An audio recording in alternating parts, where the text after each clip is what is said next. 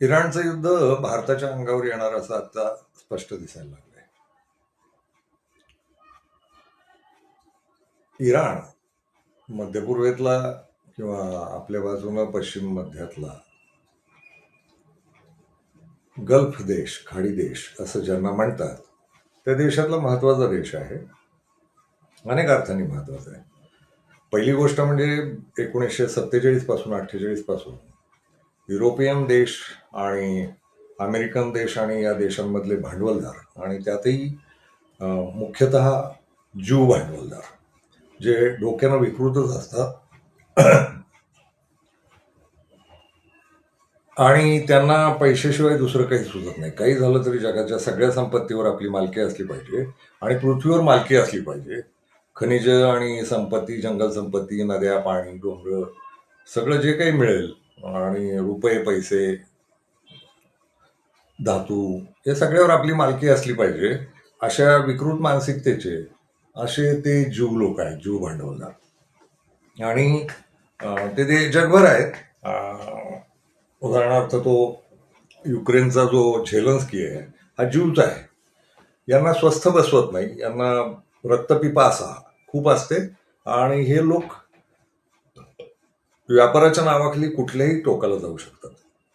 म्हणजे हिटलरच्या तुम्ही mine Kampf मध्ये वाचलं तर हिटलर हा काही ज्यूंचा मूळचा विरोधी नाही, पण ज्यूंनी अशा पद्धतीनं वागवणूक दिली होती तिथल्या सगळ्या यांना की ज्यूंना ज्या कारणांसाठी जगभरातनं हाकललं गेलं तर ते ज्यू हे मतिभ्रम झालेले मतिमंद लोक आहेत आणि त्यांचं म्हणणं आहे की आपण या जगातले सगळ्यात शुद्ध वंश आहोत. बरं, वैज्ञानिकही यांच्यातच जास्ती जन्माला येतात. एवढं असून सुद्धा यांचा तो भ्रम काढण्यात ते अयशस्वी ठरलेले आहेत वैज्ञानिक, की तुम्ही शुद्ध विद्ध पवित्र श्रेष्ठ असं काही नसतं या जगात. माणूस आहात आणि फालतू माणूस आहात. तर ते यांच्या डोक्यात ती कीड बसलेली आहे आणि धर्मसंस्कार करतातच सगळेच, म्हणजे कुठलाही धर्म आणि त्या बहुधा मूर्ख तयार करतात. जगातले सगळे धर्म आपल्यात मूर्ख लोक तयार करतात. चिकित्सा करायची नाही, चांगलं वाईट ठरवायचं नाही, कालबाह्य काय आहे ते ठरवायचं नाही आणि सतत एकमेकांना नावं ठेवायची, दुसऱ्याला माणूस म्हणून किंमतच द्यायची नाही, आपण सर्वश्रेष्ठ आहोत म्हणायचं. ही धर्मांची मनोरुग्णता आहे आणि ही जगातल्या सगळ्या धर्मांमध्ये आहे. सगळ्या धर्मांमध्ये आहे. मग ज्यूंचं मोठेपण काय किंवा वैशिष्ट्य काय किंवा इतरांपेक्षा वेगळेपण काय आहे, तर ज्यू हे शस्त्र निर्मिती आणि अनैतिकता या बाबतीत अतिशय टोकदार आहेत. आणि ज्यू म्हणताना सगळे ज्यू नाहीत, त्यातला तो एक कट्टरपंथी ग्रुप आहे, टोळी आहे, झायोनिस्ट म्हणतात. यांना कशाचीच पर्वा नाही, यांना स्वतः ज्यूंची पण पर्वा नाही. हे लोक ज्यूंना सुद्धा मारायला कमी करत नाहीत.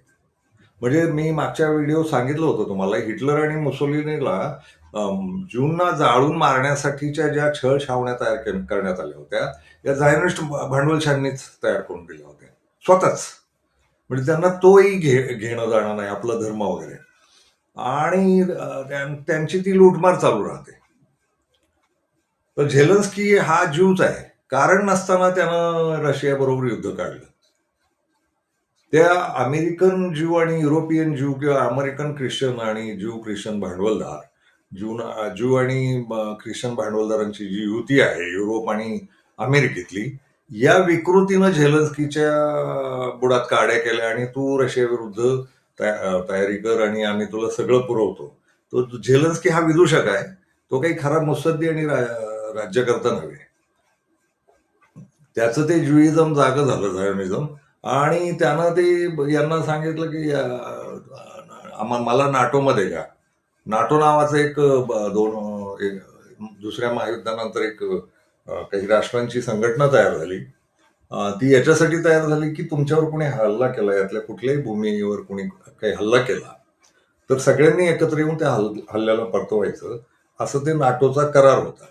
महायुद्ध संपल्यानंतर आणि ते सगळी जगात शांतता आल्यानंतर नाटो सुद्धा रद्दबातल किंवा खारिज करण्यात आलं की आता नाटोची गरज नाही म्हणून. पण पुन्हा मधल्या काळात हे नाटो राष्ट्रे असं यांचं परत सुरू झालं, कारण त्यांची ती टोळीच आहे. युरोपियन देश आणि अमेरिका आणि कॅनडा, ऑस्ट्रेलिया यांची ती टोळी आहे. यात नाटोमध्ये एक मुस्लिम देशही चुकून आहे, त्याचं नाव तुर्कस्तान. तर ते यांचं करार झालेला होता, तो मोडला, पण नाटो देश रद्द झाले. ते संयुक्त राष्ट्रसंघात त्याच्यावर काही ठराव पण झाले, पण यांनी ते हळू जाग केलं, अनधिकृतपणे परत जाग केलं.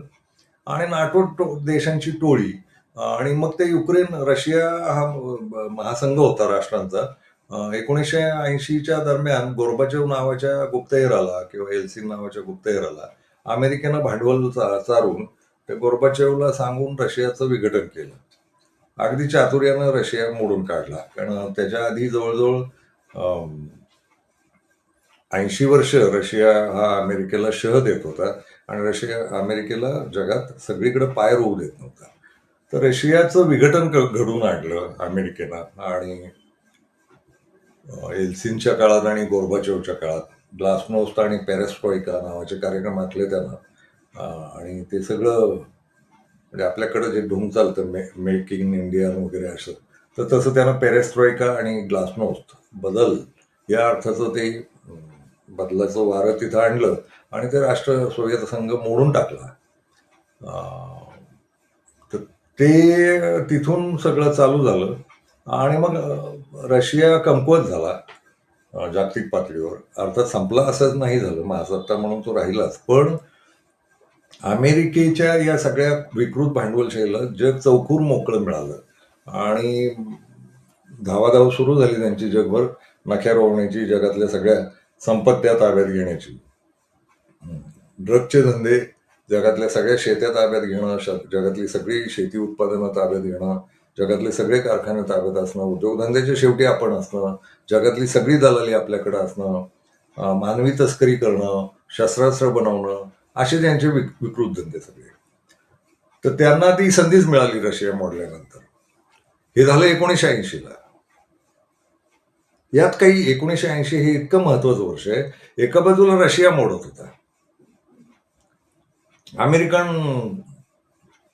वारू सगळीकडं, विकृत वारू सगळीकडं चौकूर उधळायला लागला 1980 नंतर. आणि 2-4 घटना फार मजेशीर झाल्या. भारतात काही जगात काही देश होते ज्यांना या सगळ्या जगाच्या अर्थव्यवहाराचं, समाज व्यवहाराचं, राजकीय व्यवहाराचं आकलन होतं. यापैकी 3 देश होते महत्वाचे. एक होता चीन, दुसरा होता भारत आणि तिसरा होता इराण. जागतिक राजकारणात काय चालू आहे आणि काय घडतंय याची माहिती असलेले हे 3 देश होते आणि आपण काय वागलं पाहिजे याचं मार्ग आखलेले हे 3 देश होते.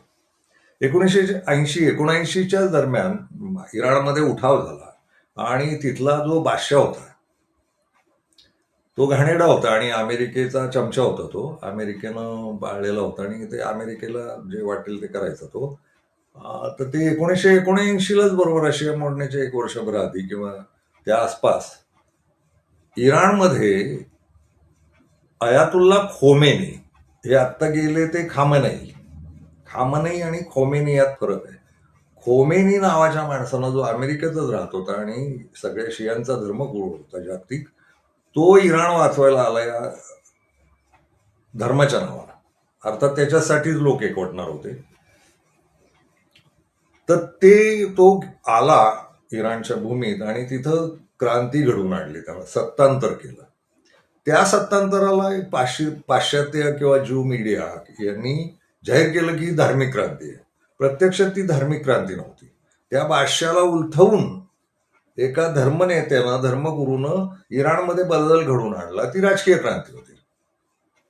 आणि तो इराणमध्ये येण्याआधी तो जो काही खोमेनी होता, अयातुल्ला खोमेनी, हा मुळात जगातल्या सगळ्याच शियांचा धर्मगुरू होता, मुख्य धर्मगुरू होता. इराणमध्ये आला तरी त्याचं पद नाही बदललं, फक्त त्यानं स्वतःचा देश गाठला आणि तिथली जी राजसत्ता आहे ती उलथवून टाकली. तर ती एका अर्थानं राज्यक्रांती होती त्या देशात झालेली. आणि त्याच्यानंतर मग ते खोमेनी हे राष्ट्रप्रमुखाच्या वर काहीतरी राहिले. तिथं राष्ट्रपती असतो, पंतप्रधान असतो, मंत्रिमंडळ असतं, निवडणुका होतात, सगळं चालू आहे आणि पदाधिकारी तयार होतात. तर हे सगळं चालू असताना ते पण पद आहे त्यांच्याकडे. त्या पदाला किंमत आहे शिया जगामध्ये, आणि इराणमध्ये तर जास्ती किंमत आहे. याच 80 सालात ती क्रांती झाली आणि तिथं सत्तांतर झालं. खोमेनीच्या सत्तेवर मात्र मग या सगळ्या भांडवलशाही ख्रिश्चन आणि ज्यू लॉबीनं बहिष्कार टाकला. आणि त्यांनी करताना एक काम केलं की इराणच्या भोवती जे जे देश आहेत, त्यात काही शिया आहेत, मुस्लिम आहेत, सगळे जेवढे देश आहेत खाडी देश, ते जवळजवळ 52 का 58 काहीतरी आहेत, तर ते या सगळ्या देशांना खोमेनीच्या विरोधात किंवा इराणच्या विरोधात हे सगळे देश ताब्यात घेतले. यांचा उद्देश काय होता, तर इथं पेट्रोल आहे, इथं खनिज आहेत, या सगळ्या पट्ट्या अफगाणिस्तानपर्यंत, तुर्कस्तानपासून ते अफगाणिस्तानपर्यंत, खाली इस्रायल गाजापर्यंत खनिज आहेत, भूमी आहे, समुद्र आहेत, वाळवंट आहेत, पर्यटन आहे.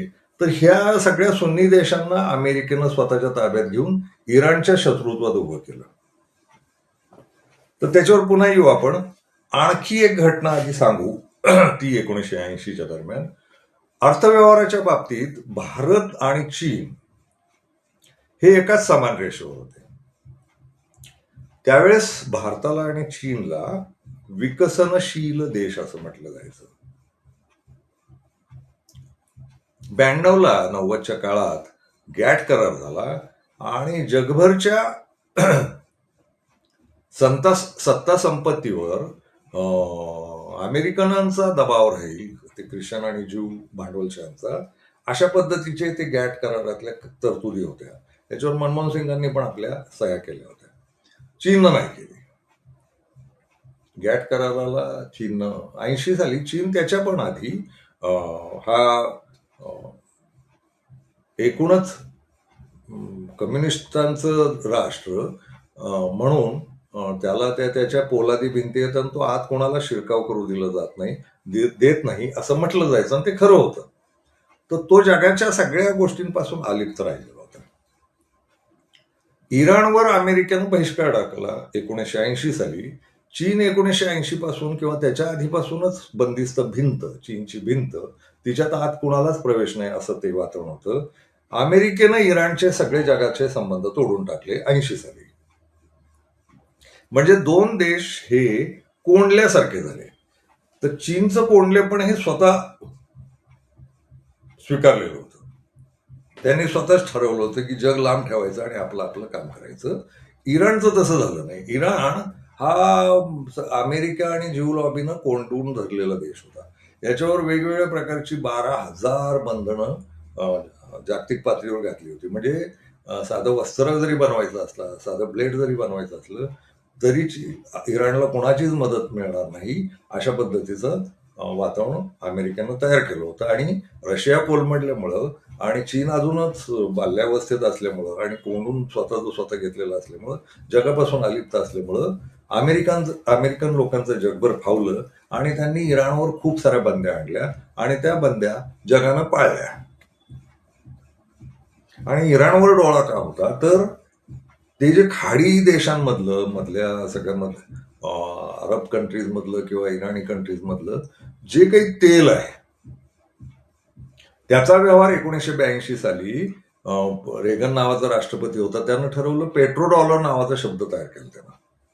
जगात ज्यू लॉबीचा डॉलर्स चालणार, डॉलर्सवर ज्यू लॉबीची मालकी आहे, तर त्या डॉलर्सचं रूपांतर याच्यात होईल आणि सोन्याच्या याच्यात बंद करू व्यापार, पण डॉलर्समध्ये करू, आणि पेट्रोलचा बदला आहे तो पेट्रो डॉलर्स असा एक शब्द केला, आणि डॉलरमध्येच पेट्रोल जगभर विकलं जाईल याची व्यवस्था केली.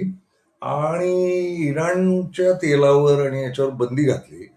पण बाकीची राष्ट्र होती, जी सुन्नी मुसलमानांची राष्ट्र आहेत, ख्रिश्चनांची राष्ट्र आहेत आणि ज्यूंची राष्ट्र आहेत, या तिन्ही प्रकारच्या राष्ट्रांना इराणच्या विरोधात उतरवत राहिले. इराण युद्ध, अमेरिकेनं इराकला भडकवून, इराकला पाठिंबा देऊन, इराकला शस्त्र पुरवून इराक युद्ध घडवून आणलं. ते 8 वर्ष चालू होतं आणि इराण लढत होतं. इराण काही झालं तरी संपलं नाही. ते 80चं दशक किंवा 1980 हे साल इतकं महत्वाचं आहे की भारताला पण 80 साली आपण आणि चीन हे आर्थिक बाबतीत आणि कित्येक उत्पादनांच्या बाबतीत आपण एका पातळीवर होतो. आपण गरीबच होतो. चीन पण गरीब होता. पण अनेक गोष्टी जगाला आपण काही पुरवत होतो. धान्य असेल, फळं असतील, शेती उत्पादनं असेल. तर या सगळ्या प्रकारात भारत आणि चीन जागतिक पातळीवर आर्थिक बाबतीत एकाच ठिकाणी होते. ही एक महत्वाचा संदर्भ लक्षात ठेवा. आता 2026 सालची अवस्था काय आहे? तर 2026 साली भारत हा आर्थिकदृष्ट्या, ते काही तुम्ही गप्पा मारा, 3 ट्रिलियन 4 ट्रिलियन, त्याला काही अर्थ नसतो. कारण कुठल्या तरी माजुरड्या भांडवलशाहांवर ही संपत्ती मोजली जाते, देशाची संपत्ती. आणि माजुरडे भांडवलदार हे गरिबांना लुटून, देशातल्या कष्टकऱ्यांना लुटून स्वतःकडे संपत्तीचा साठा करतात. तर त्यांच्याकडचा संपत्तीचा साठा म्हणजे देशाचा साठा नव्हे, तो देशाचाच असतो. ते कुठं तरी गुंतवतही राहतात, देशातही ठेवतील कदाचित. पण त्यांच्या संपत्तीवर देशाची इकॉनॉमी मोजायची घाणेरडी पद्धत या जूननी सुरू केली आहे. अमेरिका यातही गरिबी खूप आहे, पण तरी अमेरिका जगातला सगळ्यात श्रीमंत आहे असं म्हटलं जातं. तर हे जे भांडवलदार आहेत ना, टुकार, ज्यांनी लोकांच्या रक्तावर पैसा कमवला, लोकांच्या विकृतीवर पैसा कमवला, विकृत जगून पैसा कमवला, त्यांच्या भांडवलदारीवर इकॉनॉमी मोजली जाते. ही मुळातच अर्थशास्त्रातली अतिशय बोगस गोष्ट आहे. त्यामुळं जपान, भारत, रशिया, चीन आणि अमेरिका या राष्ट्रांमध्ये ती जी काही इकॉनॉमीची स्पर्धा आहे ना, ती तिथल्या चीन आणि जपानचा अपवाद वगळता या तिघांची गरिबी याच्यावरती मोजली जात नाही. खरं तर अर्थव्यवस्था ही देशातल्या शेवटच्या गरिबावर मोजली जायला पाहिजे. तेव्हा लक्षात येईल की कोण किती पुढं आहे. त्यातला भारत हा 140 कोटीचा देश असल्यामुळे आणि या देशातली 70% जनता ही गरीबच असल्यामुळे हा इकॉनॉमीच्या बाबतीत सगळ्यात मागं ठरू शकतो. अमेरिका थोडं त्यातल्या त्यात बरा राहू शकतो, आणि रशिया. जपान आणि चीनच्या अर्थव्यवस्था वेगळ्या आहेत. त्यांची इकॉनॉमी यांच्या दृष्टीनं मोजणं मूर्खपणाचंच आहे. तर इकॉनॉमीचा हा जो खेळ आहे तो भारत आणि एकूण जगात, तर ते आपण गरीब आहोत. तर 1980 साली आपण चीन आणि भारत एक समपातळीवर होते अनेक बाबतीत. इथून 2026 साली चीननं जी झेप घेतली ती अफाट आहे. आज चीन हा अनेक अर्थांनी आणि खऱ्या अर्थांनी महासत्ता आहे. म्हणजे भांडवलदारांचं भांडवल हे चीनमध्ये सुद्धा आहे आणि जगभर त्यांची गुंतवणूक आहे. पण नागरिक म्हणून तिथले जे नागरिक जगतात ना, त्यांच्या जगण्याचा स्तर, 90% नागरिकांचा स्तर हा फार वरच्या दर्जाचा आहे. सगळ्या सुखसुविधा असलेले चीनी नागरिक आहेत.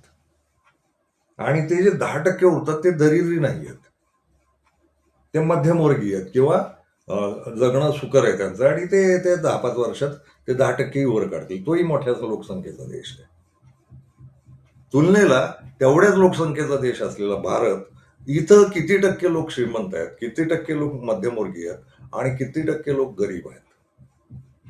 तर 1% लोक अतिश्रीमंत आहेत ज्यांच्या संपत्तीला तोड नाही, 4% बरे श्रीमंत आहेत, 25% मध्यमवर्गीय आहेत आणि उरलेले 70% गरीब लोक आहेत, कष्टकरी लोक आहेत. त्यांची व्यवस्थाच नाही कुठलीच, चांगली व्यवस्था कुठलीच नाही. त्यांना पाणी आहे का चांगलं? नाही आहे. त्यांना आरोग्य सुविधा आहेत का चांगल्या? नाही आहेत. त्यांना शिक्षण व्यवस्था चांगल्या आहेत का? नाही आहेत. त्यांच्यासाठी रस्ते आहेत का चांगले? नाही आहेत. त्यांना वीज नियमित मिळते का? नाही. अशा अनेक गोष्टी आहेत. हागणदारी मुक्त गाव झाली आहेत का सगळी? अजिबात नाही. प्रदूषणाचा स्तर काय भारतातला? तो बोंबच आहे त्याची. सगळ्यांना घर आहेत का? नाही आहेत. आणि सरकार चालू आहेत, लक्षातच येतं. 1975 साली इंदिरा गांधींनी आणीबाणी लावली. त्याचं खरं कारण अमेरिकन एजंट या देशात धुमाकूळ घालत होते आणि अस्थिर करत होते सरकार, आणि केलंच त्यांनी. बाईंना नाईलाजानं आणीबाणी लावावी लागली आणि त्यातनं पुढं ज्या या देशाची 75 नंतर जी वाट लागायला लागली, सगळी राजकीय धोरणं ही अमेरिकन पद्धतीची व्हायला लागली. एका बाजूला रशियाशी मैत्री, पण धोरणात्मक निर्णय घेणारे अमेरिकन एजंट होते. म्हणजे त्यानंतर जे आलेलं सरकार आहे, इंदिरा गांधींना आणीबाणीनंतर जे आलेलं सरकार आहे, ते जयप्रकाश नारायण आणि सगळी त्यावेळची जी गडबोळी आहेत, ही अमेरिकेच्या बाहुल्या आहेत त्यावेळच्या. यांनी ती मग आणि 3 वर्षात त्यांचा एवढा खिचडा झाला, म्हणजे सकाळी एक पंतप्रधान आणि संध्याकाळी एक पंतप्रधान अशा घाणेरड्या अवस्थेला देश आणला. का तरी इंदिरा गांधी नको आणि काँग्रेस नको. कारण काँग्रेस पहिल्यापासून ब्रिटिश धोरणं, ज्यू धोरणं, अमेरिकन भांडवलशाही धोरणं यांना लांब ठेवत आलेला पक्ष आहे आणि तो देशाचा सगळ्यांचा पक्ष आहे. मुळात तो गंगाजमनी पक्ष आहे. त्यात जातभेद नव्हता, धर्मभेद नव्हता, सगळ्यांना बरोबर घेऊन जाणार. तर ते जे वर्चस्ववादी लोक आहेत, आर्थिक वर्चस्व, सामाजिक वर्चस्व आणि राजकीय वर्चस्व आपलं असलं पाहिजे असं जे ज्यू लॉबीचं जे खेळ आहे मानसिक मनोरुग्णतेचा, तो असलेले भारतातही लोक आहे.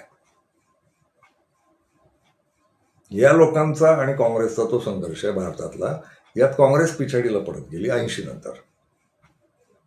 84ला इंदिरा गांधीचा खून झाला आणि चुकून त्या भावनेच्या लाटेवर राजीव गांधींचं सरकार आलं. पण या देशात नेहरूंपासून राजीव गांधींपर्यंत आणि राहुल गांधींपर्यंत देशाचं वाटोळ करणारं काही केलेलं नाही या लोकांनी. पुरावाच नाहीये.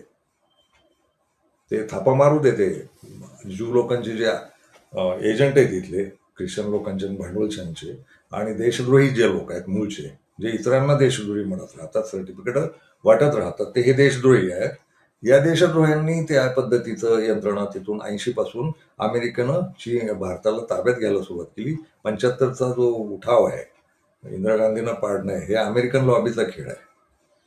आणि एवढं करून सुद्धा इंदिरा गांधींनी 71 साली याच अमेरिकन लॉबीला, ज्यू लॉबीला शह देऊन पाकिस्तान तोडून दाखवला होता. तर ते त्यांना सहन होत नव्हतं. तर ह्याच लॉबींनी राजीव गांधीचाही खून केला, इंदिरा गांधींचाही खून केला. कारण हे फार अडथळे होते. आणि आता त्यांच्या यादीवर तो राहुल गांधी आहे. तर त्याच्यावर स्वतंत्रपणे बोलू. ते 1980 साली चीन आणि भारताची ही जी अवस्था आहे, चीननं ती भिंत घालून घेतली स्वतःभोवती आणि स्वतःला विकसित केलं. आणि चीन आता महासत्ता आहे. त्यानं सगळ्या कष्टांची नियोजनं केली, सगळ्या व्यवस्थांची नियोजनं केली, सगळ्या संसाधनाची नियोजनं केली आणि इतकी प्रगती करत गेला, तो इतक्या आतल्यात प्रगती करत गेला गप्प. आणि भारतानं आपली मान अमेरिकन आणि ज्यू लॉबीच्या ताब्यात देऊन वाटोळ करून घेतलं. ते 80ला सुरुवात झालं आणि ते मग विरोधी पक्षात असतील. विरोधी पक्ष त्यावेळेचे म्हणजे ज्यू लॉबी किंवा अमेरिकन लॉबीची चमचे. आणि आजही तसंच आहे. आता तर सत्तेतच आहेत. तर या देशाला आर्थिकदृष्ट्या मागं नेणं हे काम या लोकांनी केलं भारतातल्या. आणि आपण आता तसे नाही आहोत कुठल्या स्पर्धेत, जगाच्या कुठल्याही स्पर्धेत आपण नाही. ते अदानी आणि अंबानी नावाची ती जी काही कीड आहे, ती श्रीमंत होणे म्हणजे जगाची इकॉनॉमी नव्हे. आणि आम्ही अमक्या याच्यात आहोत आणि तमक्या, तर देशाचे प्रश्नच सुटलेले नाहीत. कित्येक प्रश्न आणि कित्येक प्रश्नांचे तर भ्रष्टच.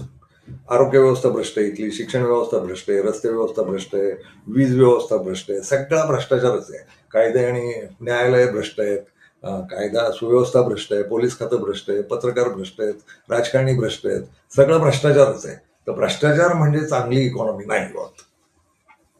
एक तर भ्रष्टाचार प्रचंड आणि गरिबी प्रचंड,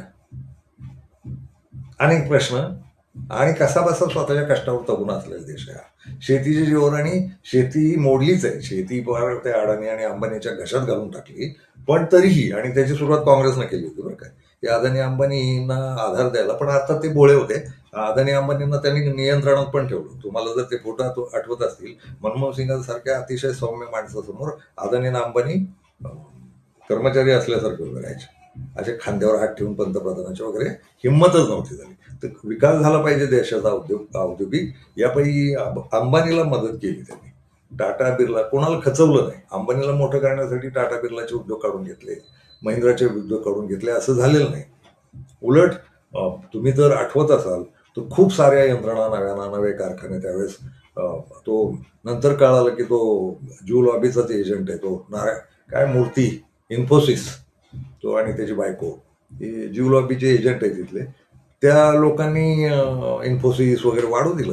काँग्रेसनं कधी हरकत नाही घेतली कोणाला. अंबानीला वाढू दिलं याचा अर्थ अंबानीला फारच बापच होऊ द्यायचं होतं असं नव्हतं. हे घेऊन आले. फादरलँड ते इस्रायल असलं तरी यांचे ओरिजिनल फादर इथंच तयार केले यांनी, अदानी. आणि नंतर आयुष्यात फादर घेता येतात. ओरिजिनल फादर वेगळे असतात, पण नंतर उसने फादर घेता येतात. तर अडाणी अंबानी यांना फादर केलं. स्वतःचं राजकारणाचं, समाजकारणाचं, अर्थकारणाचं फादर केलं यांनी. आणि कुणी कुणी केलं तर त्यात राष्ट्रीय स्वयंसेवक संघ आहे, भाजप आहे आणि शरद पवारांसारखी राजकीय नेते मंडळी आहेत. फारुख अब्दुल्ला, शरद पवार हे भांडवलदार लोक आहेत. यांनी हा अदानी अंबानींना मोठं केलं. आणि शोषितांचं जे जे दुसऱ्यांची जी मालमत्ता आहे ती कशी ताब्यात येईल, सगळा सह्याद्री ज्या पद्धतीनं पोखरून ठेवलाय विकासाच्या नावानं, या शरद पवारांचा वाटा खूप मोठा आहे. खरंच गरजेचं होतं का एवढा विकास? पवनचक्क्या काय, रस्ते काय, काय काय काय काय, धरणं काय, शहर काय, बांधकाम व्यवसाय काय, प्रचंड. यांचं स्वतःच निसर्गाचं, पर्यावरणाचं काय नुकसान होतंय अजिबात घेणं नाही. ही लॉबी ती आहे भांडवलशांची, झायनिस्ट लॉबी आहे. आपल्याकडचे झायनिस्ट आहेत. हे झायनिस्ट ही शिवी करू आपण आणि तसंच बोलू. सगळ्या जीवनांना नावं ठेवायला नको, सगळ्या कुठल्या धर्माच्या लोकांना नावं ठेवायला नको. ज्या ज्या धर्मांमध्ये हे असे जगाला विकृतपणे लुटणारे लोक आहेत, लोकांचं रक्त पिणारे लोक आहेत, माणसांचं मांस खाणारे लोक आहेत, कोवळ्या पोरींवर बलात्कार करणारे लोक आहेत, रोज अंडीबाजी करणारे लोक आहेत, लफडी करणारे लोक आहेत, राजकारण असून सुद्धा त्यांना आपण सगळ्यांना झायनिस्ट म्हणू. जे ड्रगचा व्यवसाय करतात, अडाणीचा ड्रगचा व्यवसाय करतो ना, मुंद्रा पोर्टवर सापडलेल्या अब्जावधी कोटीच्या ड्रग्सचं काय झालं पुढं काही कळत नाही. संसदेची वाट लागली, न्यायालय निकाल चुकीचे देत आहेत, न्यायच देत नाही. तर ही सगळी झायनिस्ट लॉबी आहे. तर या झायनिस्ट लॉबीनं भारताला अविकसित ठेवण्याचं मोठं काम केलं 80 नंतर. आणि या सगळ्या प्रवासात एक महत्वाचा संदर्भ देतो तुम्हाला. तोवर चीन आणि रशिया हे एकमेकांचे वैरी आहेत. फार मजेशीर संदर्भ आहे. चीन आणि रशिया एकमेकांचे वैरी आहेत. रशिया जेव्हा कोलमडला, सोव्हिएत रशिया, आणि रशिया नावाचा देश राहिला आणि बाकी देश तुकडे झाले त्यांचे, याच्यानंतर जे रशियात राज्यकर्ते आले त्यांनी काही काळ चीनशी वैर घेतलेला आहे. आणि जिनपिंगच्या आधीपर्यंत रशिया आणि चीन हे एकमेकांचे शत्रू राष्ट्र आहेत. आजची स्थिती अशी आहे, त्यांना अक्कल आली की उभं राहायचं असेल आणि ह्या झायनिस्ट लॉबीला जगभरच्या, जी जगभर पसरली नख्यावरून, हिला उलथवायचं असेल तर धोरणात्मक निर्णय घ्यावे लागतील. 1980 साली इतकं महत्वाचं आहे. रशिया एका बाजूला कोलमडतोय, काही काळ रशिया आणि चीनची दुश्मनी राहते आणि रशिया आणि चीन हळूहळू एकत्र येत धोरणात्मक जागतिक निर्णय घेत आहेत. आणि त्या डॉलर संपवून टाकणं, डॉलरचा अतिरेक, विकृती संपवून टाकणं, घाण संपवून टाकणं, याचाच अर्थ झायोनिस्टांच्या विरोधात काही आंदोलन उभं करणं. अशा पद्धतीची धोरणात्मक गोष्टी 1980 पासूनच, रशिया कोलमडल्यापासूनच जगभर सुरू होत्या. याचा साक्षात्कार आत्ता होतो. जग निर्णय घेतच असतं, धोरणं ठरवतच असतं आणि प्रत्येक राष्ट्र स्वतःची धोरणं ठरवत असतं.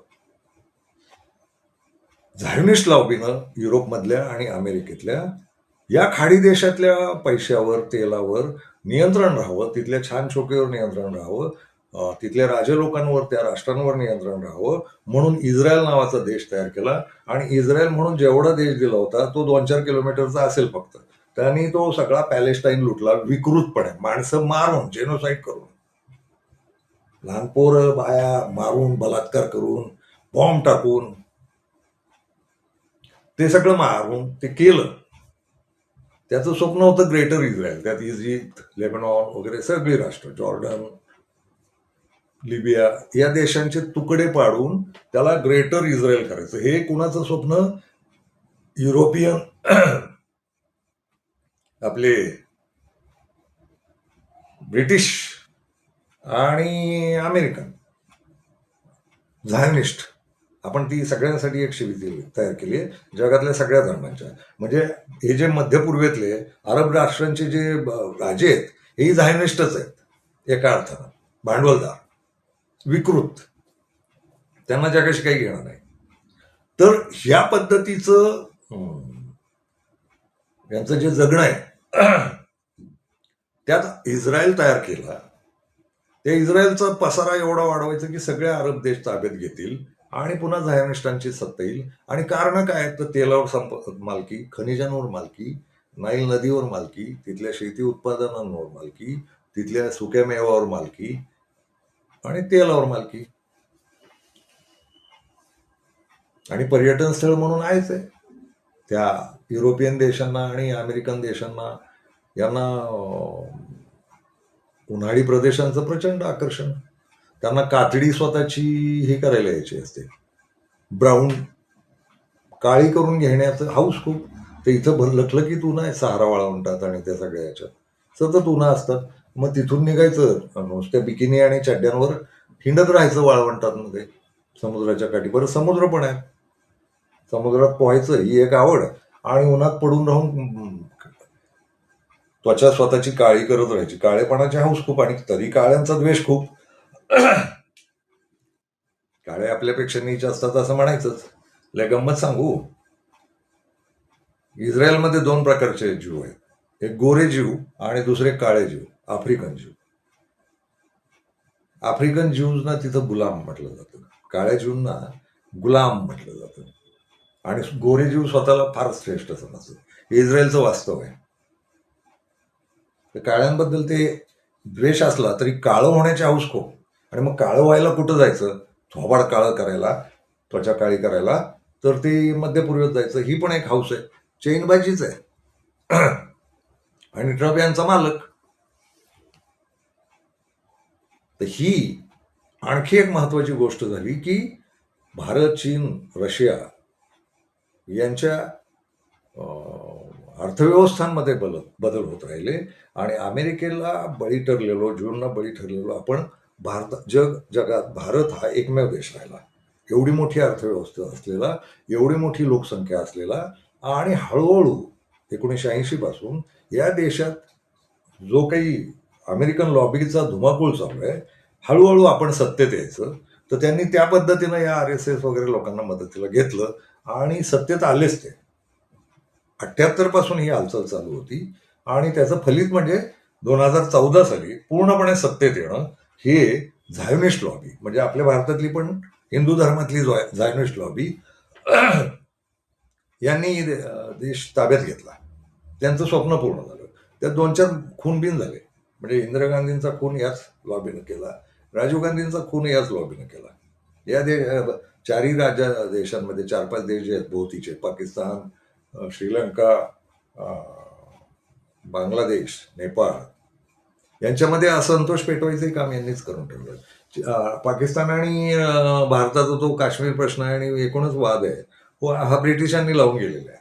पाकिस्तानची निर्मितीच मुळात ब्रिटिशांना चीन आणि रशियावर ताबा ठेवण्यासाठी झाली. एक बांगलादेश तयार केला आणि दुसरा पाकिस्तान तयार केलं इकडं. तर दोन्ही पाकिस्तानच होते एकेकाचे. या देशांची निर्मितीच मुळात चीन आणि रशिया आणि आशियाई, दक्षिण आशियाई सगळे जपान बिपान आहेत या महासत्तांवर ताबा ठेवता यावा, शस्त्रांनी किंवा भूमींनी. तर पाकिस्तान भारत ही मारामारी सुद्धा कायमची यांनीच लावून दिली. तुमच्या माहितीसाठी सांगतो, 1953, 54, 55 पर्यंत, 60 पर्यंत सुद्धा भारत पाकिस्तानचे संबंध तणावाचे असले, फाळणी झाली असली तरी गोडव्याचे पण होते आणि व्यापार तर कायमच चालू होतो. वाजपेयीच्या काळात तर जाणं येणंही सुरू झालं होतं. तर ते एका बाजूला ते चालू होतं, पण ते कायम नाही राहिलं पाहिजे. ही झायोनिस्टांची, भारतातल्या, पाकिस्तानातल्या आणि अख्ख्या जगातल्या झायोनिस्टांची किंवा विकृत भांडवलदारांची इच्छा होती. तर ती त्यांनी पूर्ण केली आणि मग ती भांडणं याच्यावरच, ही भांडणं म्हणजेच पैशाची निर्मिती. शस्त्र विका, दंगली करा. पाकिस्तानचं सैन्य हे झायोनिस्ट सैन्य आहे. भारताची राज्यसत्ता ही, देशसत्ता ही झायोनिस्ट सत्ता आहे. झायोनिस्ट आपण शिवी केली आहे म्हणालो, किंवा झायोनिस्ट हा एक विचार आहे असं म्हणू, तो ज्यूंचा नाहीये, जगातल्या सगळ्याच भांडवलदारांचा आहे. तर हे लक्षात ठेवा, झायोनिस्ट ही शिवी आहे आणि झायोनिस्ट ही व्याख्या आहे.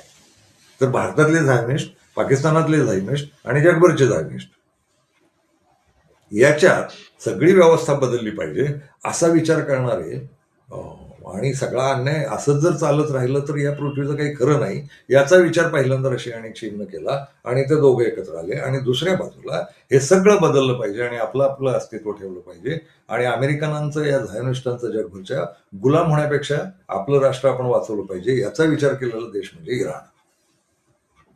इराणनं 1980 पासून अमेरिकेला विरोध सुरू केला.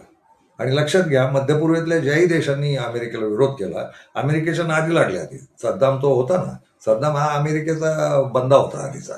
नंतर त्याच्या लक्षात आलं हे लुटतायत म्हणून त्यानं मग ते अमेरिका झुगारली की अमेरिकेनं मारून टाकलं त्याला खोटी कारणं देऊन. ते त्यांचं एकच कारण असतं, तुमच्या देशात रासायनिक शस्त्र बनतायत, तुमच्या देशात अण्वस्त्र बनतायत, त्यांनी बनवलेली चालतील. मी खाल्लं तर ते सोनं, तुम्ही खाल्लं तर ते गूळ, असं ते अमेरिकन झायनिस्टांचं धोरण आहे.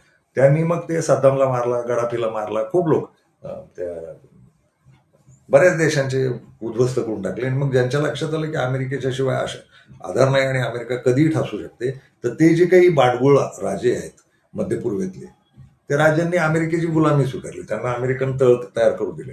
त्यांना वाटलं की आपल्याला संरक्षण मिळेल कुठल्याही हल्ल्यापासून. तर या सगळ्याचं मजेशीर आहे. यातलं इराणबद्दल बोलायचं तर इराण बांधील आहे झाला अमेरिकेचा. मुळात अमेरिकेच्या विरोधातच इराणचा उठाव झाला आणि त्यांनी तो राजा हाकलला. तर त्यांच्या धोरणात हे अमेरिका विरोध हा पहिल्यापासून आहे. रशियाच्या धोरणात अमेरिका विरोध पहिल्यापासून आहे. चीनच्या धोरणात अमेरिका विरोध हा पहिल्यापासून आहे. आणि आत्ता जगात महत्वाची युती आहे ती रशिया, चीन आणि इराण. यात भारतातल्या झायोनिस्टांनी आपली दावणी इस्रायल ज्यू झायोनिस्ट आणि अमेरिकन झायोनिस्ट आणि युरोपियन झायोनिस्ट यांच्या ताब्यात दिली. ते 80 पासून ती प्रक्रिया चालू होती, ती आता 2014ला पूर्णत्वाला गेली. आता हे जे बसलेत हे गुलाम आहेत त्यांचे. यातनं देश बाहेर येणार का नाही वगैरे त्याच्यावर बोलू आपण नवीन व्हिडिओ करून. मी फक्त जागतिक धोरणात्मक राजकीय बोलतोय आणि अर्थकारणाबद्दल बोलतोय. इराण मग का नकोसं झालं, तर मग इराणवर बंदी का आली, तर तो अमेरिकेच्या विरोधातच उभा राहिला देश. आणि मध्यपूर्वेत मग सगळे राष्ट्र, इस्रायल तर चमचा त्यांचा, म्हणजे अमेरिकेतनं एवढ्या लांब बसून मध्यपूर्वेत काड्या करता येत नाही, तर प्रत्यक्ष भूमीच्या भूमीवरच काड्या करायला म्हणून इस्रायलची निर्मिती झाली. आणि तो भोवतीच्या अरब राष्ट्रांना छळत राहिला. म्हणजे पॅलेस्टाईन तर लुटलंच त्यानं, सगळं पॅलेस्टाईन लुटलं, मारलं, कोणाचंही लक्ष नाही. ते युएनओ नावाची काहीतरी, युएनओ नावाचं काहीतरी संघटन चालतं जागतिक, त्याचंही नाही. मानवाधिकार पाहतात म्हणत आहे, काही नाही. इस्रायलचे लाडच, म्हणजे इराणनं अणुबॉम्ब नाही बनवायचा, पण इस्रायलनं बनवून ठेवले, त्याची तपासणी पण कोणी करायची नाही. आणि ते लाडवलेलं बाळ, सगळ्या जगानं पोचलेलं बाळ, असं त्याचं स्वरूप आहे. ते लाडालाडातच बोलतात ना, ते नेत्यानं वगैरे डुक्कर तोंडे, ते बोलत राहतात लाडालाडानं, जणू जगावर आमची माणसं का मारली. आत्ता जे इराण इस्रायल युद्ध चालू आहे त्यातलं महत्वाचा संदर्भ देतो. इस्रायल आणि अमेरिका कुठेही बॉम्बार्डिंग करते, कुठेही बॉम्ब टाकते, मिसाईल टाकते, त्यात माणसं मरतायत, साधे नागरिक मरतात. लढाई जागतिक कायद्यानुसार सैन्य ते सैन्य यांच्यातच झाली पाहिजे, शस्त्र ते शस्त्र यांच्यातच झाली पाहिजे. निशस्त्र लोकांवर हल्ला करायचा नाही, असा जागतिक कायदा आहे. अमेरिकेनं आणि इस्रायलनं तो कधीही पाळलेला नाही, कधीही नाही. 100 वर्ष अमेरिका सगळ्या जगात हल्ले करते आणि दुसऱ्या महायुद्धानंतर तर ताबाच आला त्यांचा सगळीकडे. आणि रशिया कोलमडल्यावर तर राडा, कुठल्याही देशातले नागरिक मारायचे, उठाव करून द्यायचे, आक्रोश उभा करून द्यायचा, जाळपोळी करायच्या, बलात्कार करायचे, हे सगळं लावून द्यायची भांडणं, हे अमेरिका आणि इस्रायल करत आलं. अमेरिका जगभर. आणि बॉम्ब अमेरिकेनंच टाकले जपानवर, निरपराध माणसं मारली. तर हे जे निरपराध माणसं आहेत, निशस्त्र माणसं आहेत, हे मारण्याचं घाणेरडं हे अमेरिकन आणि ज्यू इस्रायली करतात. इराणनं आजपर्यंत एकच नियम पाळलाय, तो म्हणजे मुद्दाम नागरिक, निशस्त्र नागरिक, निरपराध नागरिक मारायचे नाही. 17-18 दिवसाचं आत्ताचं युद्ध जे झालं 19 दिवसाचं आणि मागचं 12 दिवसाचं गेल्या वर्षी झालेलं, त्यात इराणनं एक नैतिकता पाळली युद्धाची, की तुम्ही किती मारा आमची माणसं, आम्ही तुमची माणसं नाही मारणार, तुमचे सैनिकीच तळ मारू. तर एवढ्या सगळ्या बंधनांमध्ये आणि सगळ्या दबावांमध्ये आणि कुठल्या सुविधा उपलब्ध नसताना इराणचं खास कौतुक याच्यासाठी करायचं, इराणनं वैज्ञानिक प्रगती केली. भारत जगाच्या सगळ्या बाजारात खुला होता. भारताची वैज्ञानिक प्रगती शून्य झाली. भारताची आर्थिक प्रगती कष्टकऱ्यांची प्रगती आहे, पण भांडवलशाह ते लुटत राहिले. त्यामुळे भारत हा त्या खऱ्या इंडेक्समध्ये, कष्टकऱ्यांच्या इंडेक्समध्ये भारत खूप खालच्या दर्जावर आहे. ते भांडवलशाहांच्या इंडेक्समध्ये नको. तो मोदी जे गंडवतो ना आपल्याला, चौथी इकॉनॉमी, पाचवी, त्याचा काही संबंध नाही. इथं प्रश्न खूप आहेत. अडाणीचे प्रश्न सुटणे ना, अडाणीच्या खजिन्यात रोज पैसे जाणं म्हणजे भारताची इकॉनॉमी नव्हे. आता इराण आणि भारताची तुलना करू. भारतावर तशी बंधनं नव्हती. म्हणजे आता ट्रम्प हा मोदीचा अधिकृत बाप असल्याच्या थाटाच्या ऑर्डर रोज काढतो, तसं नव्हतं आधी. भारत स्वतंत्र होता. इराण कधीच स्वतंत्र नव्हता. पण भारतात आजही शस्त्र बनत नाहीत. भारताची भ्रष्ट व्यवस्था संशोधनं करू देत नाहीत. इथले भांडवलदार ती संशोधनं करत नाहीत. कुठलंही तंत्रज्ञान, कुठलंही विज्ञान स्वतः भारतानं शोधलेलंच नाही. भारतानं जगाच्या संशोधनात कसली भर घातली नाही.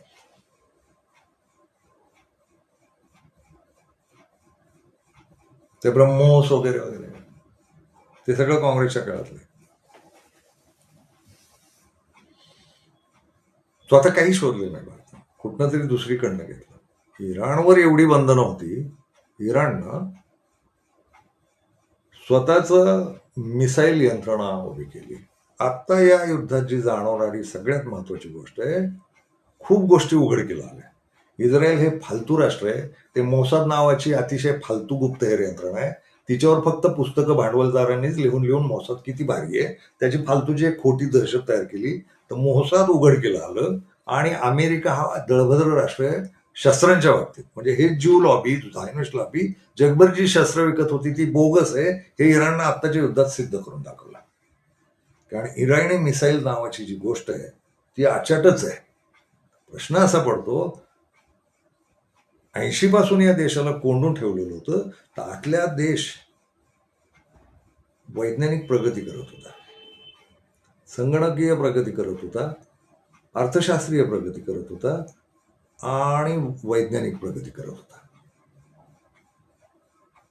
अमेरिका आणि जगभरचे जे संशोधक आहेत ते सगळे चकित आहेत की इराणनं ह्या आतल्यात विकसित कधी केलं. तर लक्षात घ्या, 80 साली धर्मगुरू जरी येऊन बसला तरी हा देश राजकीय, सामाजिक, आर्थिक पातळीवर कसा जगला पाहिजे याचं व्यवस्थापन खूप सुंदर करून ठेवलं इराणनं.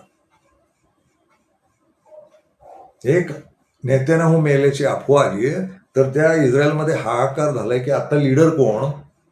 खामेनी हा मुख्य नेता होता, आयातुल्ला खामेनी. तो युद्धाच्या पहिल्याच दिवशी मेला.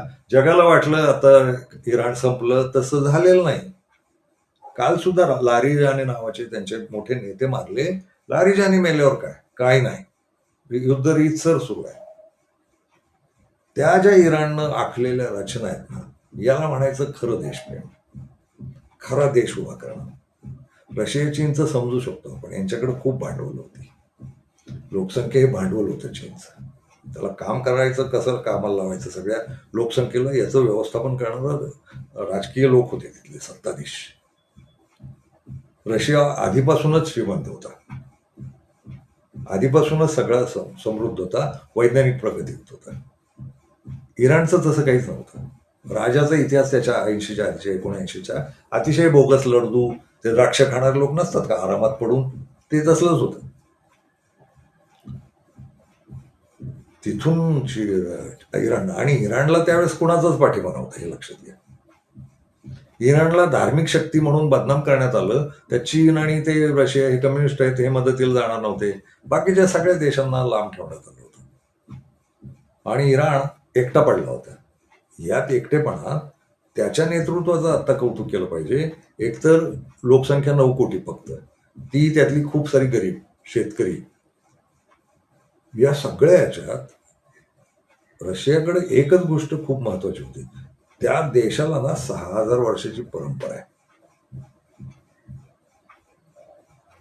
म्हणजे भारतातल्या भाषा इंडो इराणी भाषा आहेत बरं का, इंडो आर्यन नव्हे, आर्य शब्द नव्हे तो खरा, ते लावत राहतात हे ना झायोनिस्ट, तो खरा इंडो इराणियन आहे, आणि इराणी म्हणजेच आर्य.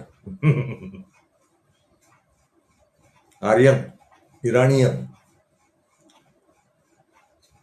त्यामुळे इराण 6,000 वर्षाची एक सांस्कृतिक विरासत, वारसा, एवढं सोडलं, आणि ती जी 6,000 वर्ष तयार झालेला मेंदू आहे, त्यांना अनेक धर्म पाहिले, अनेक जाती पाहिल्या, सगळे विचारधारा पाहिल्या, याच्यातनं इराण उभा राहिला. तो तर धार्मिक सत्ता होती का नाही, त्यानं जो राजकीय मांडणी केली, आर्थिक मांडणी केली, इराण इतका ताकदवान देश आहे हे जगाला कळूच दिलं नाही इराणला. बरं, झलक दाखवली होती गेल्या वर्षी, 11-12 दिवसाचं युद्ध, ते इस्रायलनं उकरून काढलं, हल्ला केला, इराणनं पण अमेरिकेनं पण काय हल्ला केला, धडा 12व्या दिवशी का 11व्या दिवशी इराणच्या अटीवर ते थांबलं युद्ध. अमेरिका आणि इस्रायलच्या नव्हे, दोघांनी माघार घेतली, हात जोडले, आणि मग दुपारी 12 वाजता ठरलं की युद्ध संपू. इराणनं त्या दिवशी सांगितलं होतं 5 वाजता शेवटचं मिसाईल आम्ही सोडणार, तोवर युद्धबंदी नाही. खरी युद्धबंदी झाली होती इस्रायलच्या आणि अमेरिकेच्या बाजूनं 12 वाजता दुपारी, आणि इराण म्हणालं की शेवटचं मिसाईल आम्ही संध्याकाळी 5 वाजेपर्यंत सोडत राहणार, आमच्या बाजूनं युद्धबंदी करणार, तुमच्या ऐकणार नाही. आणि 5 वाजेपर्यंत मिसाईल टाकत होतं इराण. आताही ती स्थिती आहे. इराण आत्ता जे काही करतंय ना, तो प्रचंड चमत्कारिक राहणार आहे. किती धोरणात्मक निर्णय असावेत, आणि त्यानं नेत्यानाहू, झायनिस्ट लॉबी, जगातले भांडवलदार, अमेरिका यांना अक्षरशः वटणीवर आणलंय, आणि खूप गोष्टी उघडकीला आणल्या त्यांनी, खूप गोष्टी. मोसाद ही फालतू गुप्तहेर संघटना आहे हे उघडकीला आणलं त्यांनी, मोसादची फक्त हवा झाली आहे हे उघडकीला आणलं त्यांनी, इस्रायलचे फालतूचे लाड चाललेत हे त्यांनी उघडकीला आणलं, नेत्यानाहू हा विकृत आणि घाणेरडा आहे, गलिच्छ आहे हे उघडकीला आणलं त्यांनी, आणि ट्रम्प हा शुद्ध झायोनिस्टांचा चमचा आहे, मूर्ख आहे, आणि याला काही राजकारणाची पण नाही, अक्कल नाही, हे पण त्या. आणि अमेरिका हा पोकळ देश आहे, शस्त्रांच्या बाबतीत आहे आणि अर्थव्यवस्थेच्या बाबतीत आहे, आणि जगावर लुटमार करणं, जगात भांडणं लावून देणं हेच मुख्य धंदा आहे यांचा. हे इराणनं उघडकीला आणलं या 16, 17, 19 दिवसांच्या. आणि माझं स्वतःचं मत आहे, इराण हे युद्ध लांबवणार, कारण इराणच्या हातात युद्ध आहे आता सगळं. आणि असा एक छोटा देश, 9 कोटीचा देश, या पातळीला येतो की जगातल्या महासत्तांना आपल्या नियंत्रणात घेतो, युद्ध थांबवायचं की नाही याचा ठरवायचा निर्णय इराणकडे आता. माणसं मरतायत, त्यांची नुकसानी होत आहेत, संपत्तीचं नुकसान होत आहे, पण ते हरायला तयार नाहीत. राजकीय पुढाऱ्यांच्या हत्या होत आहेत, सैनिकांच्या हत्या होत आहेत, मोठमोठ्या कमांडर्सच्या हत्या होत आहेत, थांबायला तयार नाही. 2-3 गोष्टी आहेत, त्याचा विसर झालाय. मागच्या 10-11 दिवसांच्या युद्धामध्ये अशा बातम्या आल्या होती की इराणनं अमेरिकेच्या शहरांपर्यंत पोहोचणारे मिसाईल बनवलेत, 15,000 किलोमीटर रेंजची मिसाईल बनवली. तो मुद्दा आता कोणी चर्चेला का घेत नाही हा एक मुद्दा आहे. कदाचित इराण कसं बनवलंच असेल तर हे सगळ्यांदा पहिल्यांदा इस्रायल आणि आखाती देश जे अमेरिकेचे चमचे आहेत यांना उद्ध्वस्त करून झाल्यानंतर इराण अमेरिकेकडे वळेल का काय, असं एक आहे. तर तो मुद्दा थोडा अंधारातच गेलेला आहे. दुसरं, भारतात काही लोक होते, शत्रूचा शत्रू तो आपला मित्र असं असलेले काही मूर्ख लोक असतात. त्यात इराण हे मुसलमान राष्ट्र आहे, तर मुसलमानांबद्दल वैर बाळगायचं असं बावळटपणा करणारे या देशात आहेत, आणि त्यांच्या फार घोषणा होत्या की आम्हाला जगातल्या कुठल्याच देशाची गरज नाही, आम्ही स्वयंभू आहोत. आणि आमच्यासारखे लोक सांगू पाहत होतो की देश नावाची संकल्पना ही आहे ना, ही पोकळ आहे. कुठलाही देश स्वतंत्रपणे या पृथ्वीवर जगू शकत नाही, सगळे देश मिळून आणि सगळे जागतिक समुदाय मिळूनच जगावं लागतं. पण इथलं ते जे हिंदुत्ववाद नावानं खोटं काहीतरी, हिंदुत्ववादाची व्याख्या मी मागच्या व्हिडिओत सांगितली, ती फार सुंदर आहे. हे त्या अर्थानं नव्हे, आम्ही स्वयंभू आहोत आणि आम्हाला लांड्यांची काही गरज नाही वगैरे असं जे बोलणारे लोक आहेत, आणि मग इराण हे लांड्यांचं राष्ट्र आहे म्हणून आपण इस्रायलला पाठिंबा द्यायचं, त्यांच्या आईचे अधिकृत नवरे इराणी इस्रायल आहेत, हे असं परवा जाहीर केलंच शेटनी. तर त्यांचं ते इस्रायल, आणि ते इस्रायल काही देत नव्हतं भंगार शस्त्र देण्याशिवाय, आणि भंगार गुप्तहेर यंत्रणा, ते पेगॅसस वगैरे वगैरे, सिग्नल मधले कॅमेरे असलं देण्याशिवाय इस्रायलचा आणि भारताचा काही संबंध नाही. आणि मुळात इस्रायल लुटूनच नेत होतं भारताला. आणि हे चमचे बसलेच आहेत इस्रायलचे एजंट, एप्स्टीन फाईलवाले, लैंगिक लफडी करणारे, आर्थिक लफडी करणारे. तर इस्रायलचा काही तसा संबंध नाही. इराणचं ना आपलं कधीच बिनसलेलं नव्हतं. इराण हा मित्रच होता आणि इराण मदतच करत होता. पण ते एवढ्याशा इराणनं आता ताकद दाखवून दिली, जगाची अर्थव्यवस्था ठप्प करायला निघालाय हा. सगळी अर्थव्यवस्था, सगळं चलन.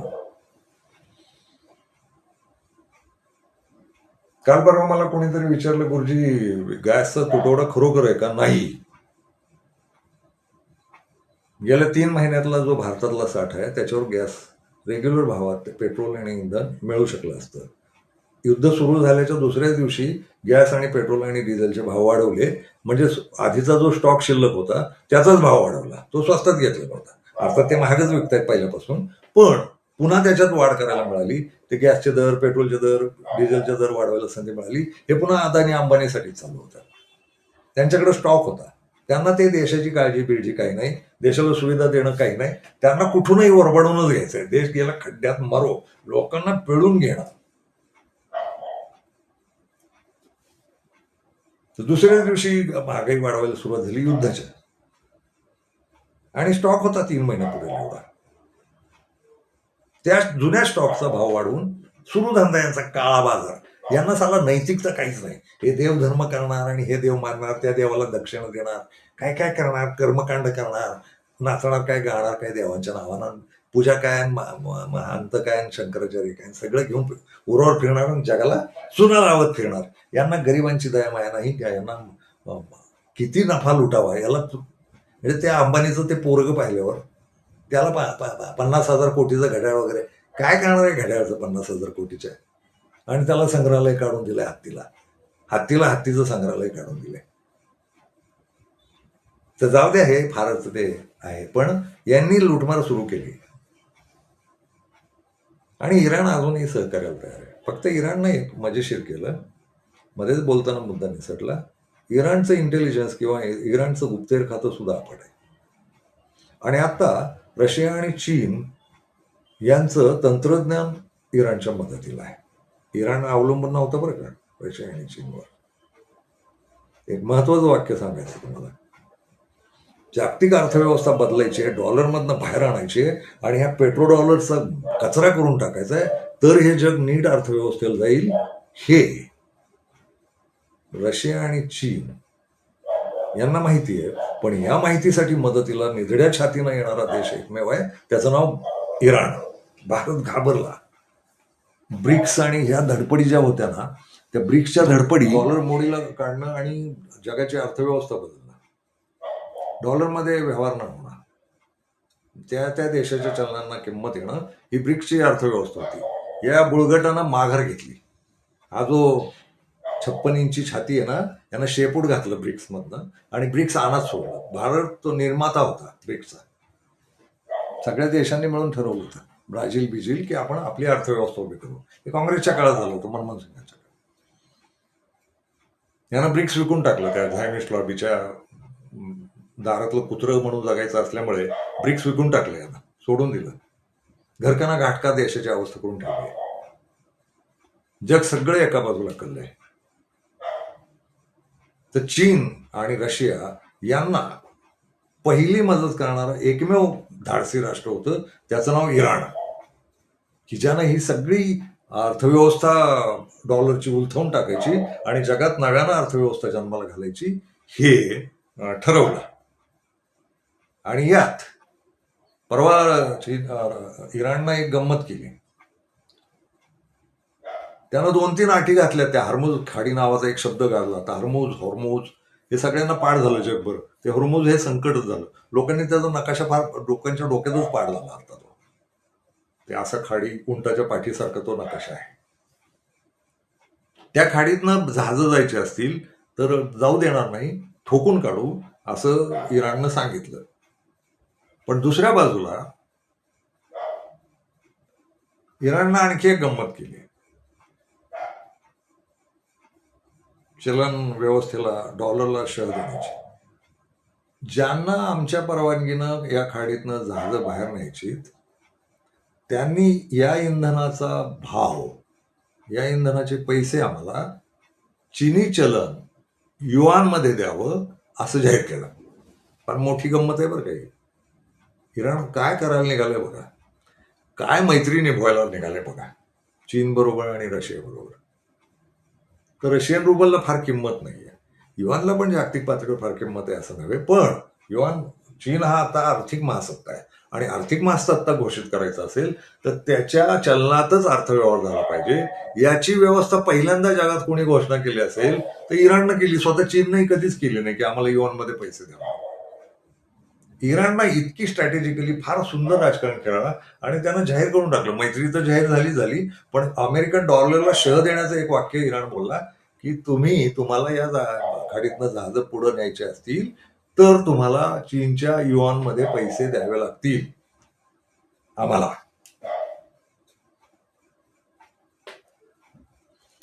काय काय उखडणार आहे ते नेत्यानं आणि त्या ट्रम्प.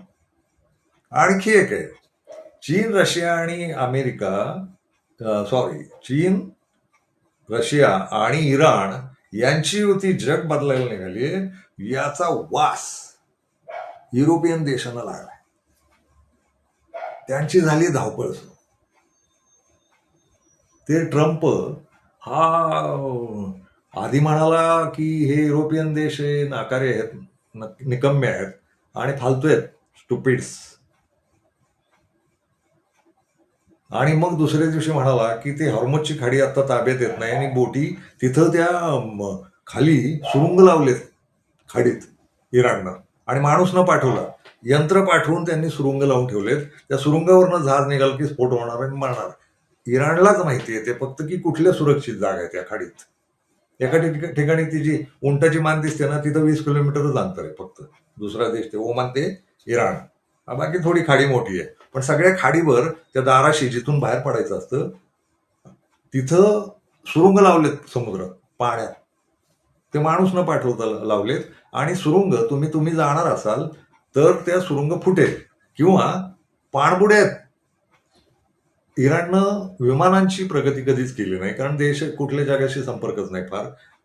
विमानांची प्रगती नाही केली आणि नौदलाची पण फार मोठी प्रगती नाही आहे, विमानदलाची पण नाही आहे. पण मिसाईल्समध्ये खूप मोठी प्रगती केली, खूप प्रकारची मिसाईल, आणि जगातलं शेवटचं चांगलं मिसाईल आता इराणकडे आहे. ही प्रगती केली, पण दुसऱ्या बाजूला काही कमकुवत बाजूही राहिला किंवा त्यांच्या धोरणात नसेल बसत किंवा त्यांना गरज नसली वाटत. तर ते याच्या बाबतीत खूप कमकुवत आहेत. नौदल आणि वायुदल यांची विमानं नाही. आणि ते बरंच आहे, एका मिसाईलनं काम होणार असेल तर विमान पाठवून स्वतंत्र बॉम्बार्डिंग करायला गरज काय आहे? किती लांब मिसाईल जाणार असेल? 15,000 किलोमीटर. तर मग ती विमानं उडवा आणि ते विमान बनवणारे देशांना पाणी घाला वगैरे, ते तर त्यांना देश विमानं देणारच नव्हते. तर ते विमानाची प्रगती वगैरे काही केली नाही. अमेरिका फिरते अजून विमानं घेऊन, विमानं नेणार, मग ते जोरात जाणार, मग ती जाताना बॉम्ब टाकणार, खालनं आलं काही की विमान पडणार, मेलं. म्हणजे हे फारच नुकसानदायक आहे. त्यापेक्षा अतिशय स्वस्तातली हे बनवली त्यांनी मिसाईल्स, स्वस्त पैशात. ते विमानाचे खर्च कोण करणार आहे? आता जगभर जर हल्ला करायचा असेल, प्रवासी न्यायला याला ठीक आहे, विमान आहे. सैनिकी विमानं, ही कन्सेप्ट रद्द होईल बरं का आता मिसाईलच्या जगात. हे राफेल बिफेल आहेत ना, आता भिकेला लागतील, आणि हे राफेल विकत घेणारी भिकेला लागतील. खोट्या भावात भ्रष्टाचार करून राफेल ज्यांनी विकत घेतली, ही विमानं वगैरे जातील पुढच्या काळात. आता फक्त मिसाईल वर. रामायण पुन्हा जन्माला येणार असं दिसतंय. ते 2 बाणात होतच, इकडून रावण मारतो, तिकडून राम मारतोय, डिंग डॉंग. आता मिसाईलचं जग आहे, आणि ड्रोन विमानं जातील आता. तर ते कदाचित मग इराण याही बाबतीत महत्वाचं आहे की कशाला त्या विमानांमध्ये पैसे खर्च करत बसला, त्यापेक्षा मिसाईल. किती प्रगती आहे ना विज्ञानाची डोक्यानं. जे अमेरिकेला कळलं नाही, जगाला कळलं नाही, फ्रान्स आणि युरोपियनना. तर आता गंमत अशी आहे की ट्रम्पनं शिव्या दिल्या युरोपियन देशांना आणि मग हॉर्मुझ खाडी अडवून धरली इराणनं. तर मग तो ट्रम्प एवढा मूर्ख आहे की आदल्या दिवशी आपण काय बोललो त्याच्या लक्षात राहत नाही. तो असा फेकूच आहे, तो पण तो जागतिक फेकू आहे आणि हा राष्ट्रीय फेकू आहे. तरी हा स्वतःला विश्वगुरू म्हणतो. अजून तो तसं म्हणाला नाही स्वतःच तोंडानं. त्याला तेवढं भान आहे, आपण असल्या व्याख्या करून घेऊ. तर ते होर्मुझ खाडी अडवून धरल्यानंतर ट्रम्प दुसऱ्या दिवशी म्हणाला की सगळ्यांनी आम्हाला मदतीला यावं, होर्मुझ खाडी आपण मोकळी करू. आणि इतका बालिश आणि मूर्ख आहे, त्याचं पहिलं विनंती पत्र गेलं ते चीनला. चीन हे वैरी राष्ट्र, इराणच्या टोळीला, रशियन टोळीतलं आणि आर्थिक टक्कर देणारा अमेरिकेला हा बावळ्या त्या चीनला पहिलं पत्र पाठवतो की तुम्ही आम्हाला तुमचं नेव्ही पाठवा, सैन्य पाठवा, आपण होर्मुझ खाडी मोकळी कळवू. रशियन देशानं कळवलं, चीनला कळवलं, आपल्या जपानला कळवलं आणि दक्षिण कोरियाला कळवलं. दक्षिण कोरिया, उत्तर कोरिया आता इराणच्या बाजूला आहे, दक्षिण कोरिया त्यांचा तळ आहे तिथं अमेरिकेचा. त्यातल्या कुठल्याही देशानं होकार दिलेला नाही. आणि एका बातमीकडे दुर्लक्ष झालं. एवढ्या युद्धाच्या धामधुमीत इंग्लंड, जगातला जो किडाळू देश आहे सगळ्यात, त्याचा पंतप्रधान जिनपिंगला भेटायला गेलाय. ती भेटच थोडी दुर्लक्षित राहिली. आणि युरोपियन नॉर्वेचा गेला, नॉर्वेवर अधिकार सांगितला ना ट्रम्प. हे लोक सगळे चीनकडे गेले. तर आता अर्थव्यवस्था बदलते हे युरोपियन देशांच्याही लक्षात आलंय. आता अर्थव्यवस्थेचा कल जो डॉलरकडे होता तो डॉलर संपणार. आता अमेरिका उद्ध्वस्त होणार, अमेरिका क्षुद्र राष्ट्र होणार आणि महासत्ता म्हणून चीन उदयाला आलेला आहे. हा जगाचं नेतृत्व करणार. इराण, रशिया त्याच्या बरोबर असणार. इराणचा चिवटपणा त्याच्या बरोबर असणार. रशियन आणि चीनी व्यवहार झाला, युआनमध्ये झाला तरी मान्य करावं लागणार. हे लक्षात घेऊन युरोपियन देश पळत सुटले चीनकडं आणि त्यांनी नकार दिला हॉर्मुझच्या खाडीत ट्रम्पला, आम्ही तुमच्या बरोबर नाही. आणि लयच महत्वाचं वाक्य आलं, नाटो देशांचा करार असा आहे की कुठल्याही देशाला हल्ला झाला, कुठल्याही देशाला दुसऱ्या देशानं, नाटोमधल्या ते जे 27-28 देश आहेत त्यांच्यापैकी कोणालाही टच, हल्ला झाला, स्पर्श झाला तर इतर देशांनी सगळ्यांनी अचानकच जाऊन त्या देशाला धडा शिकवायचा आहे, असा नाटोचा करार आहे जुना.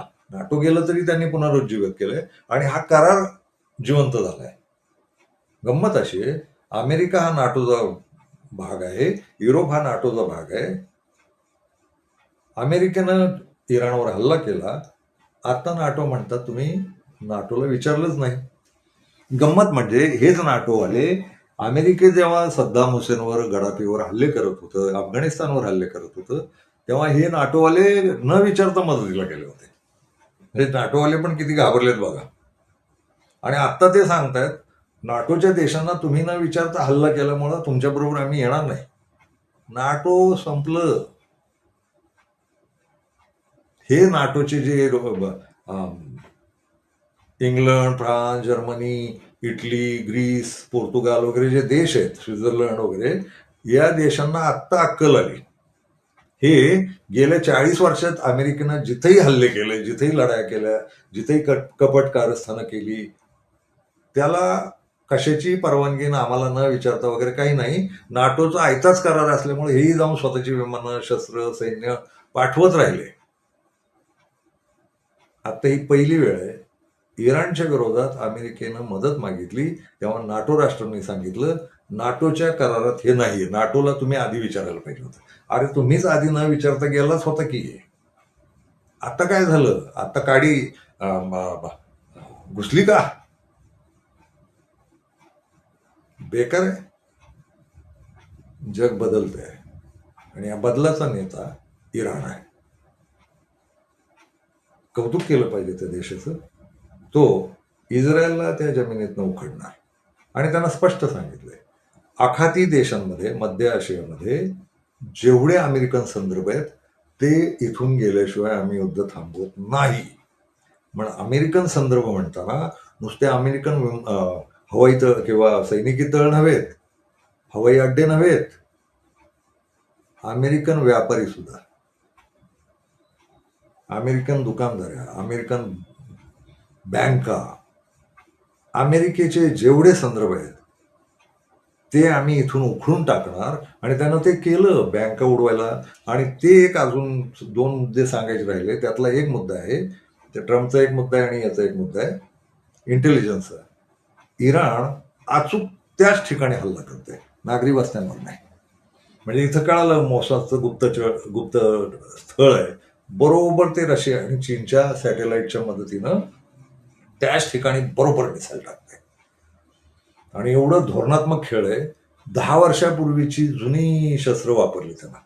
ती भंगारात पडलेली होती आणि स्वस्त होती. आजही ते स्वस्तचे शस्त्र बनवतं. 10 वर्षापूर्वीची शस्त्र काल परवापर्यंत वापरली. आणि त्याच्यात यांची जी ती अडवणूक करणारी रशिया, आपल्या इस्रायल आणि अमेरिकेची जी बीड नावाचं ते आहे, अडथळा करणारं, मिसाईलला अडथळा करणारं आणि वरच्यावर खलास करणारं, ती जी काही यंत्रणा आहे ती पूर्ण नेस्तनाबूत केली. आणि आता जुन्याच शस्त्रांवर अजूनही लढतंय. आणि आत्ताशी एक दोन शस्त्र आधुनिक काढायला लागलं 2025ची, आणि ती खतरनाक आहेत म्हणतात. आणि अचूकपणे त्याच निशाण्यावर हल्ला करते. तिथं बँका, अमेरिकन बँका, इस्रायली बँका, अमेरिकन तळ, इस्रायली तळ इथं हल्ला करते.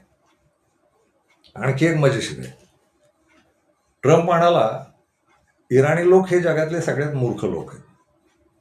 इराणनं जाहीर केलं संध्याकाळी. आखाती देशांमध्ये ट्रम्पचे जेवढे इमारतीत, बिल्डर आहे हा, ट्रम्प टॉवर नावाच्या लयच इमारती आहेत. आणि ते गाजा त्याच्यासाठीच, त्याच्या जावयासाठीच मोकळा करायला निघाले होते ना. ते खाडी समुद्रकाठचं काळं ऊन घ्यायचं आणि काळं व्हायचं. तर गाजामध्ये हॉटेलं बांधायची त्याला, ट्रम्पला. तर इराणनं जाहीर केलं संध्याकाळी, आखाती देशांमध्ये जितके ट्रम्पचे टॉवर आहेत आणि ट्रम्पच्या संपत्ती आहेत त्याच्यावर आम्ही हल्ला करणार आणि खलास करून टाकला.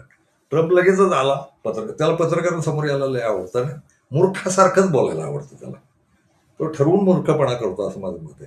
तो दुसऱ्याच दिवशी म्हणाला की ते इराणी लोकांसारखे बुद्धिमान आणि फार कट्टर आणि चांगले लोक जगात दुसरे नाही.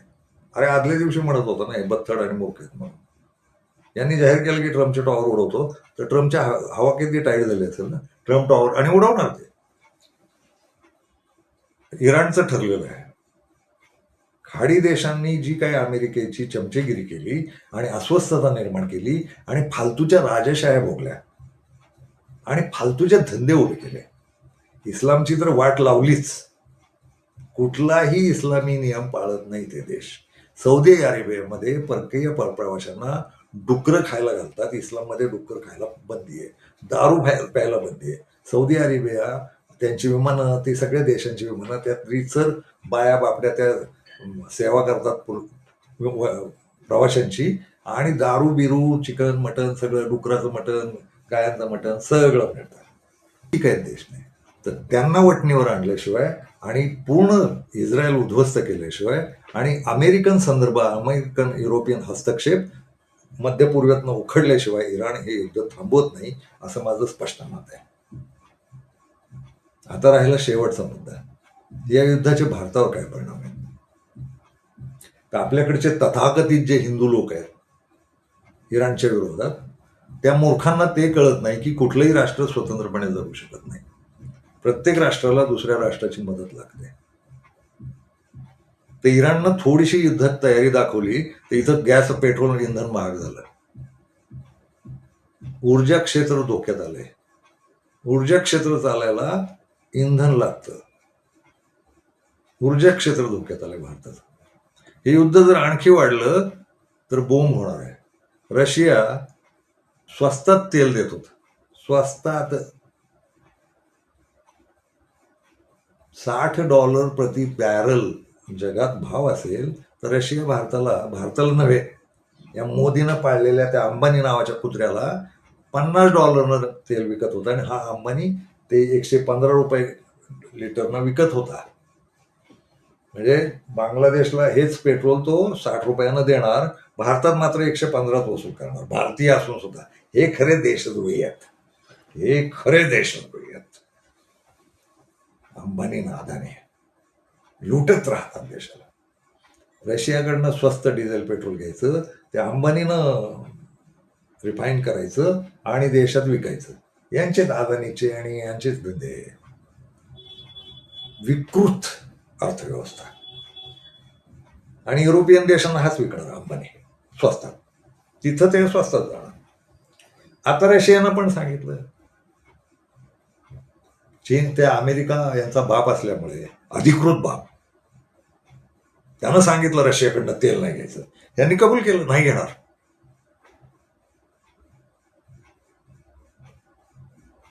56 इंच छातीचा किडा बाडगा, यानं कबूल केलं नाही घेणार रशियाकडनं. आता रशियानं सांगितलं नाही देत जुन्या भावात, आता जागतिक भाव. आणि ते आता 150 रुपये बॅरल वगैरे चालू आहे. तर हे तर नडणारच आहे. तुमचं ते हिंदू हिंदू फुदफुदू चाललंय ना, स्वयंभू आहोत आम्ही, आम्हाला जगाची गरज नाही, तुम्हाला अक्कलच नाही. हे लांडे ख्रिश्चन इस्लाम हिंदू यांच्या जीवावर नाही देश चालत. जग व्यवहारावर चालतं, अर्थव्यवहार. नोटेला धर्म नसतो, इंधनांना खनिजांना धर्म नसतो, जगण्याला धर्म नसतो, आणि शेतीला अन्नाला धर्म नसतो. तुमचा कसला धर्म काल्पनिक घेऊन बसलाय मनोविकृतांनो. देशाची वाट लागायची वेळ आली आहे आणि आम्हाला काही गरज नाही दुसऱ्यांची. तो ख्रिश्चन राष्ट्र आहे रशिया आणि मुस्लिम राष्ट्र आहे, आणि तुम्ही लागलाय जूनच्या नादी आणि तिथून गोत्यात आलोय हिंदू हिंदू. अडवून धरले आता चीन, रशिया आणि इराण. काय काय परिणाम झालेत माहिती आहे? मध्य पूर्वेत भारत सगळं अन्नधान्य पुरवतो, कपडे पुरवतो, फळं पुरवतो, औषधांचा मुख्य धंदा आहे. ते धंदे गोत्यात आलेत भारतातले मूर्खांनो. शेतमाल, औषधं, कपडे, याचे मोठे बिझनेस या मध्य पूर्वेवर होते अवलंबून. ते सगळे गोत्यात आलेत. कालची बातमी आहे, अंड 12 रुपयाला मिळतंय, 12 पैशाला. कारण मध्य पूर्वेत अब्जावधी अंड्यांचा व्यापार चालत होता भारताचा. भारताला अंडी पैदा करायची आणि मध्य पूर्वेत पुरवायची. मांस, बीफ, सगळे धंदे गोत्यात आले.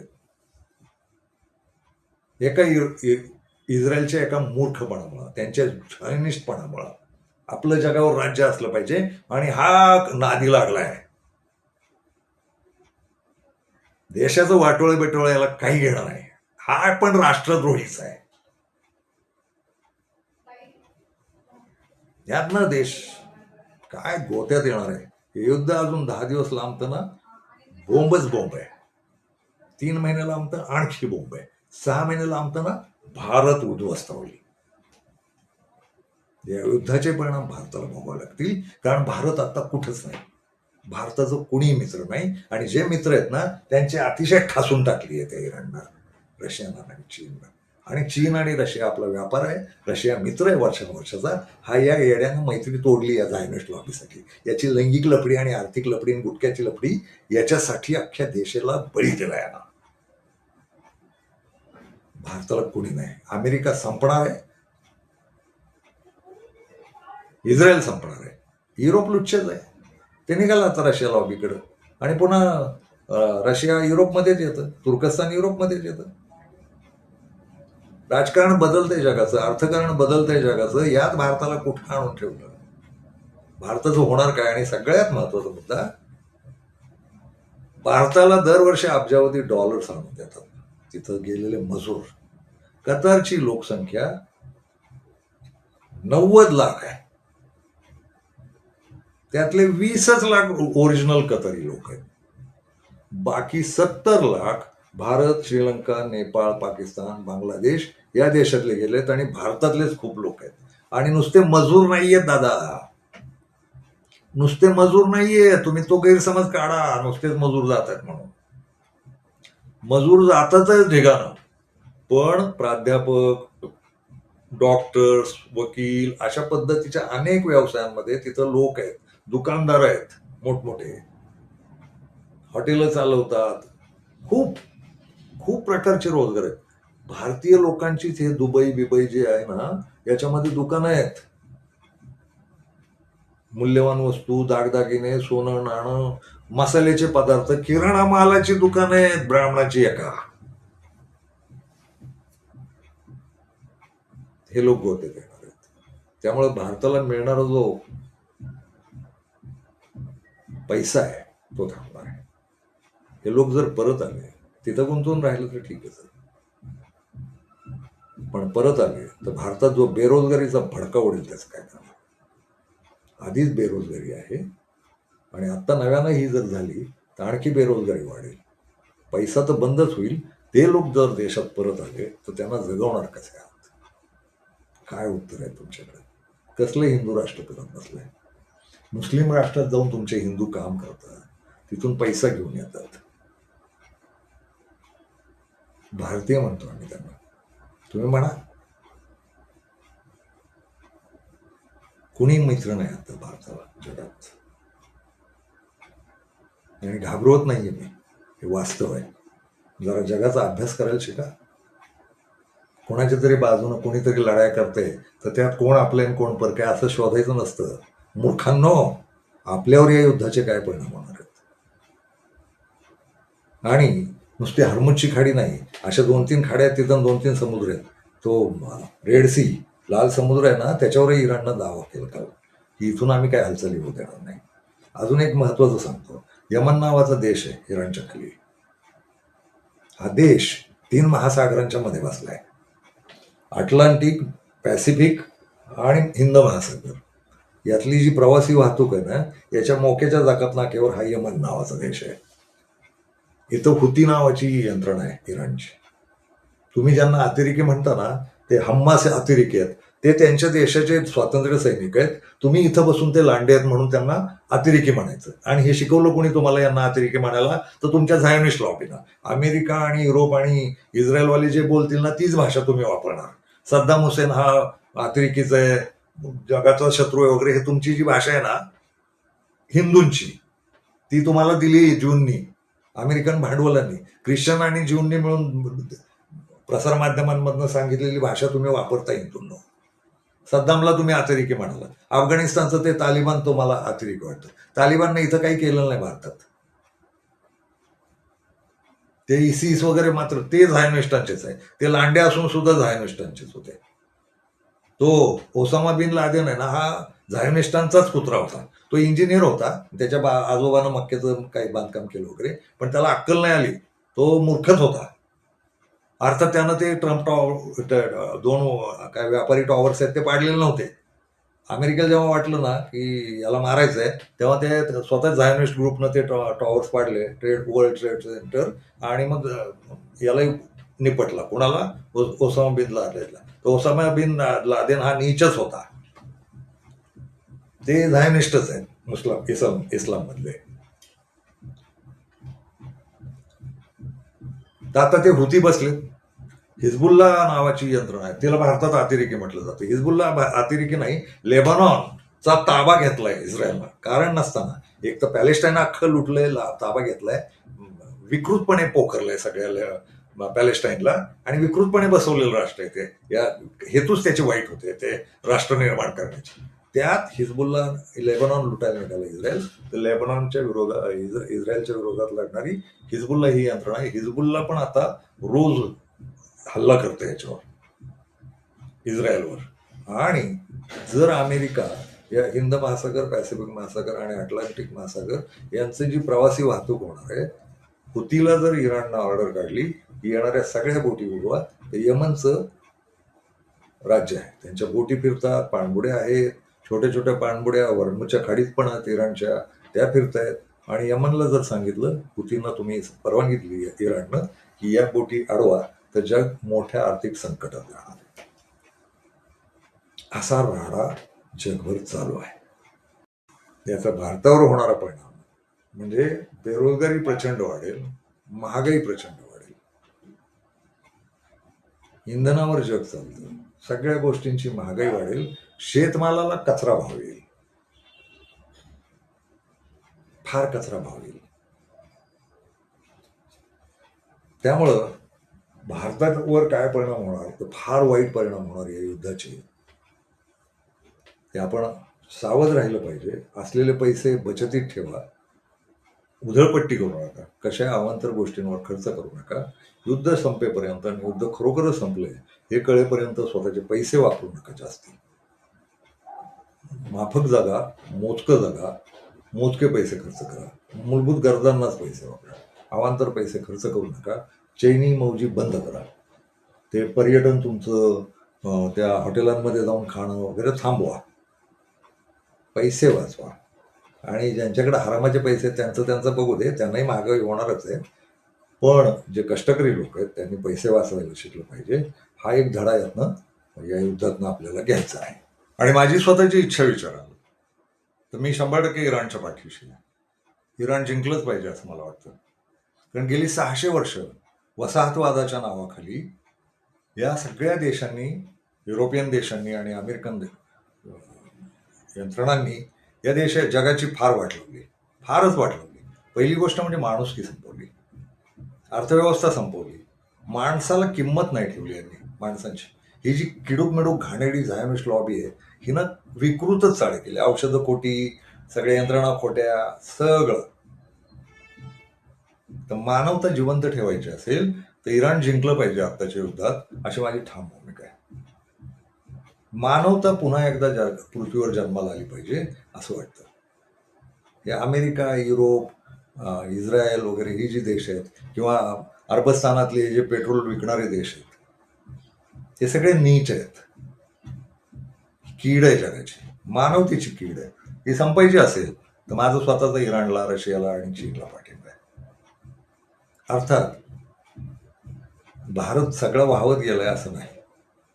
भारतातल्या खूप लोकांना कळतं भारत हा फार आदर्श देश होता.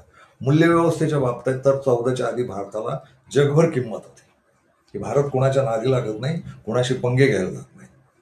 त्यामुळं जगातल्या खूप लोकांना भीती पण वाटायची भारताची आणि आदरही होता. ती या राष्ट्रीय स्वयंसेवक संघ, भाजप आणि दुसऱ्या पक्षांमध्ये जे प्रादेशिक पक्षांमधले बसलेले भांडवलदार आहेत यांना ज्यांना आपण शिवी देवती हे झायोनिस्ट आहेत या देशातले, एवढे सोडले तर ते किती आहेत? त्यांच्या हातात सत्ता आहेत, यंत्रणा आहेत, न्यायालय आहेत, निवडणूक आयोग आहे, पोलीस यंत्रणा आहे, अमुक आहे, तमुक आहे, इडेन फिडेन काय काय बिडी, ते सगळं त्यांच्याकडे जरी असलं तरी समाज म्हणून हा देश नेहमी गंगा जमनीचा होता. हा जागतिकच मेंदूचा होता. विश्वची माझे घर वगैरे असल्या ज्या व्याख्या आल्यात ना त्या झायनिस्टांच्या नाही. वसुधैव कुटुंबकम ही व्याख्या या झायनिस्टांची नव्हे, आपली आहे, भारतीयांची आहे. तर अर्थात मी चीन, रशिया आणि इराणच्या पाठीशी आहे ना, तसाच मी भारताच्या पण पाठीशी आहे, मानवतेच्या पाठीशी आहे. ते जातील, कुणी अमर नसतं, हे जाणारच असतं. हा देश पुन्हा उभा करता येईल, करू.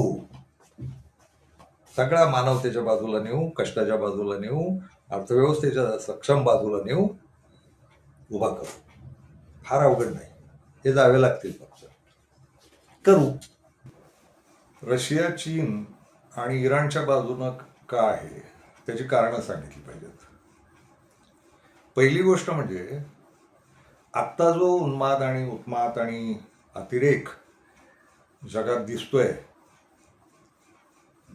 त्याची सुरुवात 600 वर्षांपूर्वी झाली होती. या जगातले पहिले अतिरेकी आहेत ठळक झालेले, त्यांच्यानंतर अनेक जन्माला आले, पण ठळक अतिरेकी पहिली तुम्हाला सगळ्यांना माहिती असलेली 2 नाव आहेत. एकाचं नाव आहे वास्को डी गामा आणि दुसरं आहे कोलंबस. हे जगातले पहिले अतिरेकी. आणि पुढं यांनी जगभर अतिरेक नावाची परंपरा सुरू केली. हे त्या अतिरेक पद्धतीचे उद्गाते आहेत. आणि गेली 600 वर्ष जगभर हे चालू आहे. ही युरोपियन देश नावाचे जे देश आहेत ना, हे या पृथ्वी तलावर, पृथ्वी हे जर झाड असेल तर युरोप हा खंड या जगात बाणगुळासारखा जगलेला खंड आहे.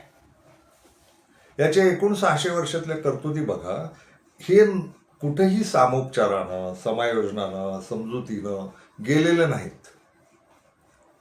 यांना फक्त लुटायचं होतं. हे 2 प्रकारचे लोक होते, हे लुटारू होते आणि हे मारेकरी होते.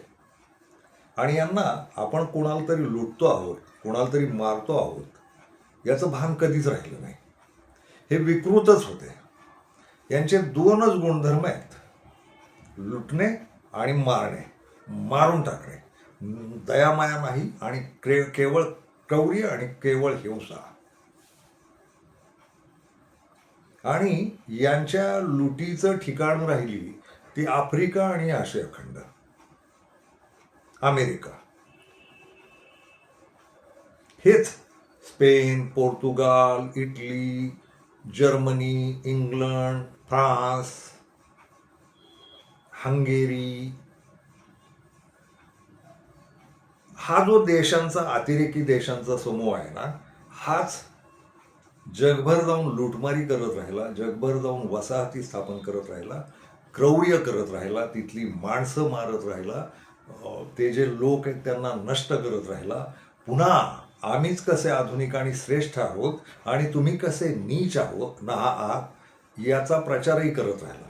यांना वंशश्रेष्ठत्व, आपली गोरी कातडी याचा एवढा अभिमान. बरं, विज्ञानाचे अभ्यासक सुद्धा आहे आणि या विज्ञानाचा सुद्धा अतिरेकासाठी वापर करणारी हीच भांडवळ.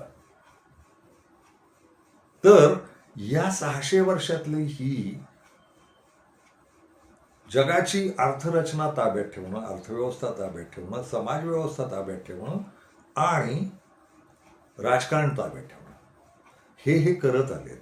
आणि याच्यासाठी यांनी शस्त्र शोधली, विज्ञानाचा घातक वापर केला, आधुनिक नावानं खूप गोष्टी शोधल्या यांनी. त्या शोधांचा वापर सुद्धा जग लुटायलाच केला.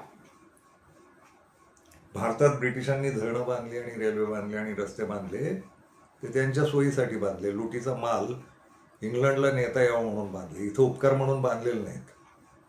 आणि मग ती इंग्रजी भाषा आली वगैरे आणि तिनं आधुनिकता आणली, त्यानं शाळा आणल्या वगैरे. हा देश काही मूर्खांचा नव्हता आणि विज्ञान कधीतरी येणारच होतं. आता येतच ना, आता आपल्यावर कोणाचंच राज्य नाही तरी विज्ञानाच्या कितीतरी गोष्टी येतातच, कारण विज्ञानात व्यापार सुद्धा आहे. तर व्यापार म्हणून त्या रेल्वेन बिल्वेन सगळं आलंच असतं. पण हे लोक जाऊन जगभर अमेरिकेपासून ऑस्ट्रेलियापर्यंत तिथल्या लोकांना कापून काढून, अतिरेक करून, राज्य करायला पण हरकत नव्हती, पण लुटून नेला. यांनीच धर्मांची भांडणांसाठी आणि सगळ्यात आर्थिक असमानता जन्माला घालणारे हे युरोपीय आहेत. मग याचा पुढचा अवतार म्हणजे ऑस्ट्रेलिया आणि कॅनडा आणि हे अमेरिका. स्पेन आणि ब्रिटनचे, फ्रान्सचे लोक जाऊनच अमेरिकेचे उद्ध्वस्त करून अमेरिकेवर ताबा घेतला आणि मग यांच्याच आवडीतनं सुटण्यासाठी अमेरिकनांनी मांडणी केली की ब्रिटिशांना चालते व्हा म्हणून. अर्थात ते ब्रिटिशांचेच वंशज होते. ऑस्ट्रेलियाची कथा तीच आहे. आणि जगभर अतिरेक हा जो शब्द आहे, टेररिस्ट, हे मूळचे टेररिस्ट आहेत. अमेरिका आणि मग पुन्हा ते इस्रायल वगैरे ही टेररिस्ट राष्ट्र आहेत आणि त्यांचा टेररिझम अजूनही चालू आहे.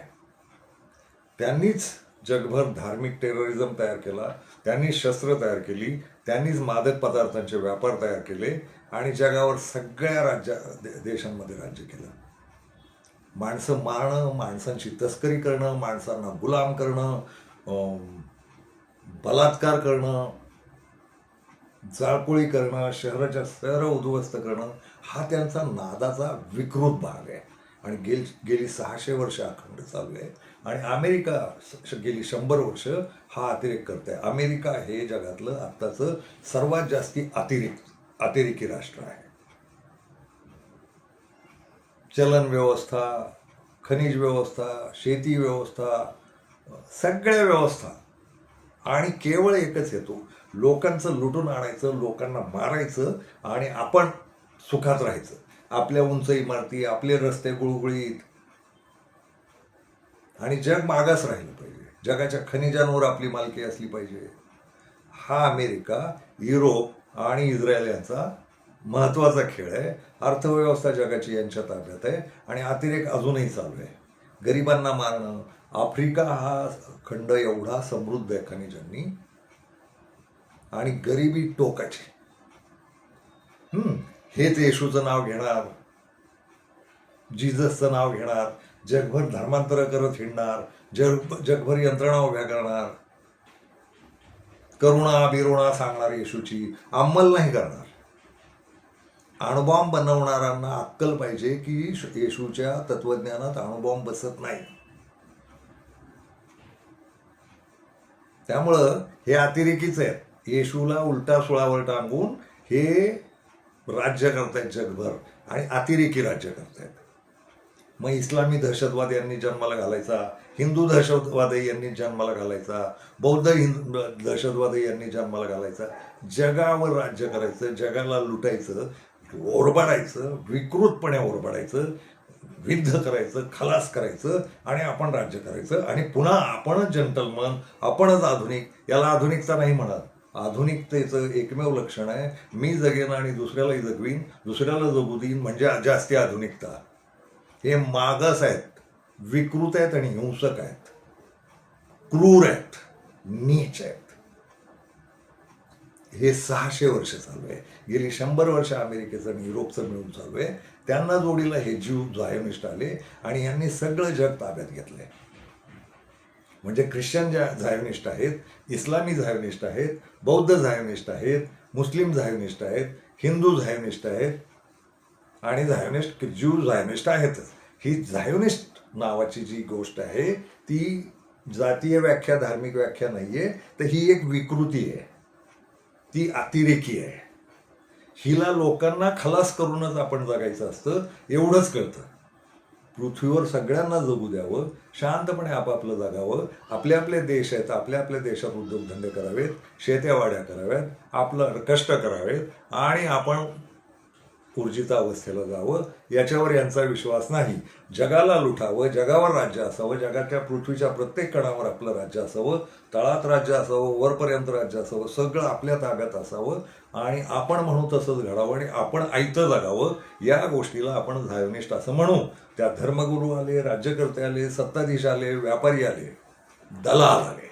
व्यापारी पण नाही आहेत, दलाल आले. दलाल ही गाणं जात आहे. हे दलाल आहेत आणि अतिरेकी आहेत. माणसाच्या रक्ताचा धंदा करतात हे लोक, माणसं मारतात. 600 वर्षात यांनी जगाची कोट्यवधी माणसं मारली आहेत, कोट्यवधी माणसं. काय हेतू? तर त्यांची संपत्ती हवी, त्यांच्यावर मालकी हवी, त्यांना गुलाम करून ठेवायचं आहे.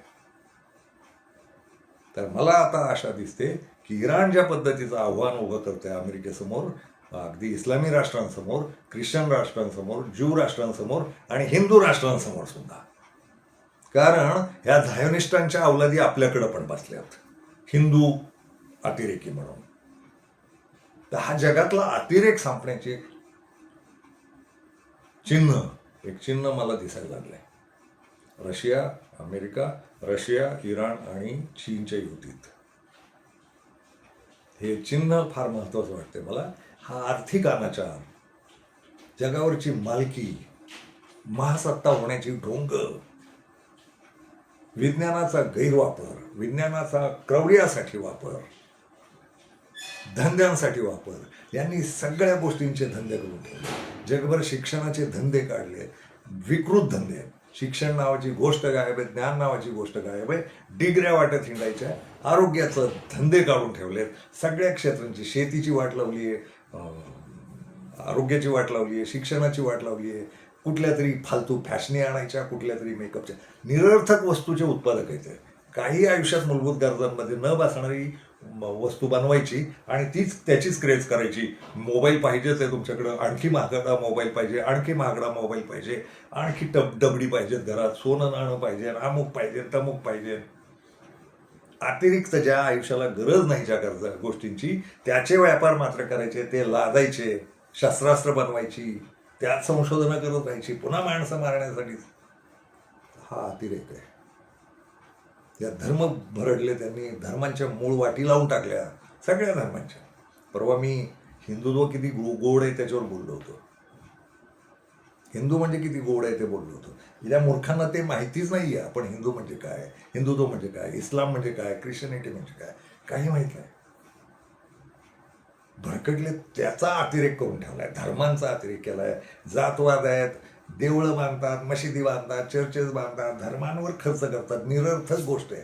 माणसाच्या गरजा मूलभूत आहेत, अन्न, निवारा आणि वस्त्र. याचा 850 कोटीचा विचार करतात काही लोक. जो आफ्रिका समृद्ध लुटून नेला, तिथल्या गरिबीचं काय करणार? आणि तो मूर्ख बसलाय ट्रम्प आणि अमेरिका. क्युबाच्या सगळ्या लाईटीच घालवल्या, दवाखान्यांच्या लाईटी गेल्यात. इतकी विकृत आणि क्रौर्य आहे जगात. आता अर्धमहायुद्ध चालू आहे बरं का. अमेरिका व्हेनेझुएलाचा राष्ट्राध्यक्ष पळवला, क्युबामध्ये लाईट घालवली आहे. अमेरिका आता जगातल्या इराणशी भांडते, चीन तैवानशी भांडते, पाकिस्तान आणि अफगाणिस्तानची मारामारी चालू आहे. हा अफगाणिस्तान वगळला, अर्थात तिथेही माणसं खूप मारली यांनी, खूप. ती जी गोरी कातडी आहे ना, आणि आपले जे गोरे हिरो आहेत ना, बेकार. वंशश्रेष्ठत्व, आपण स्वतः पवित्र आहोत, आपला धर्म सर्वात श्रेष्ठ आहे, असल्या सगळ्या विकृत्या, त्यासाठी मारामारी, त्याच्यासाठी शस्त्र, त्याच्यासाठी बलात्कार, बाळं मारणं, बायांना बलात्काराचं वस्तू बनवून टाकणं, व्यापार करणं, ते एप्स्टीन फाईल, हे यांच्या मूळच्या प्रवृत्तीचंच आहे. माणसाचं, कवळ्या पोरांचं मांस खाणं, आणि त्यांना साथ देणारे इथले इस्रायल की जय म्हणणारे जे जे कोण आहेत ते देशद्रोही आहेत खरे.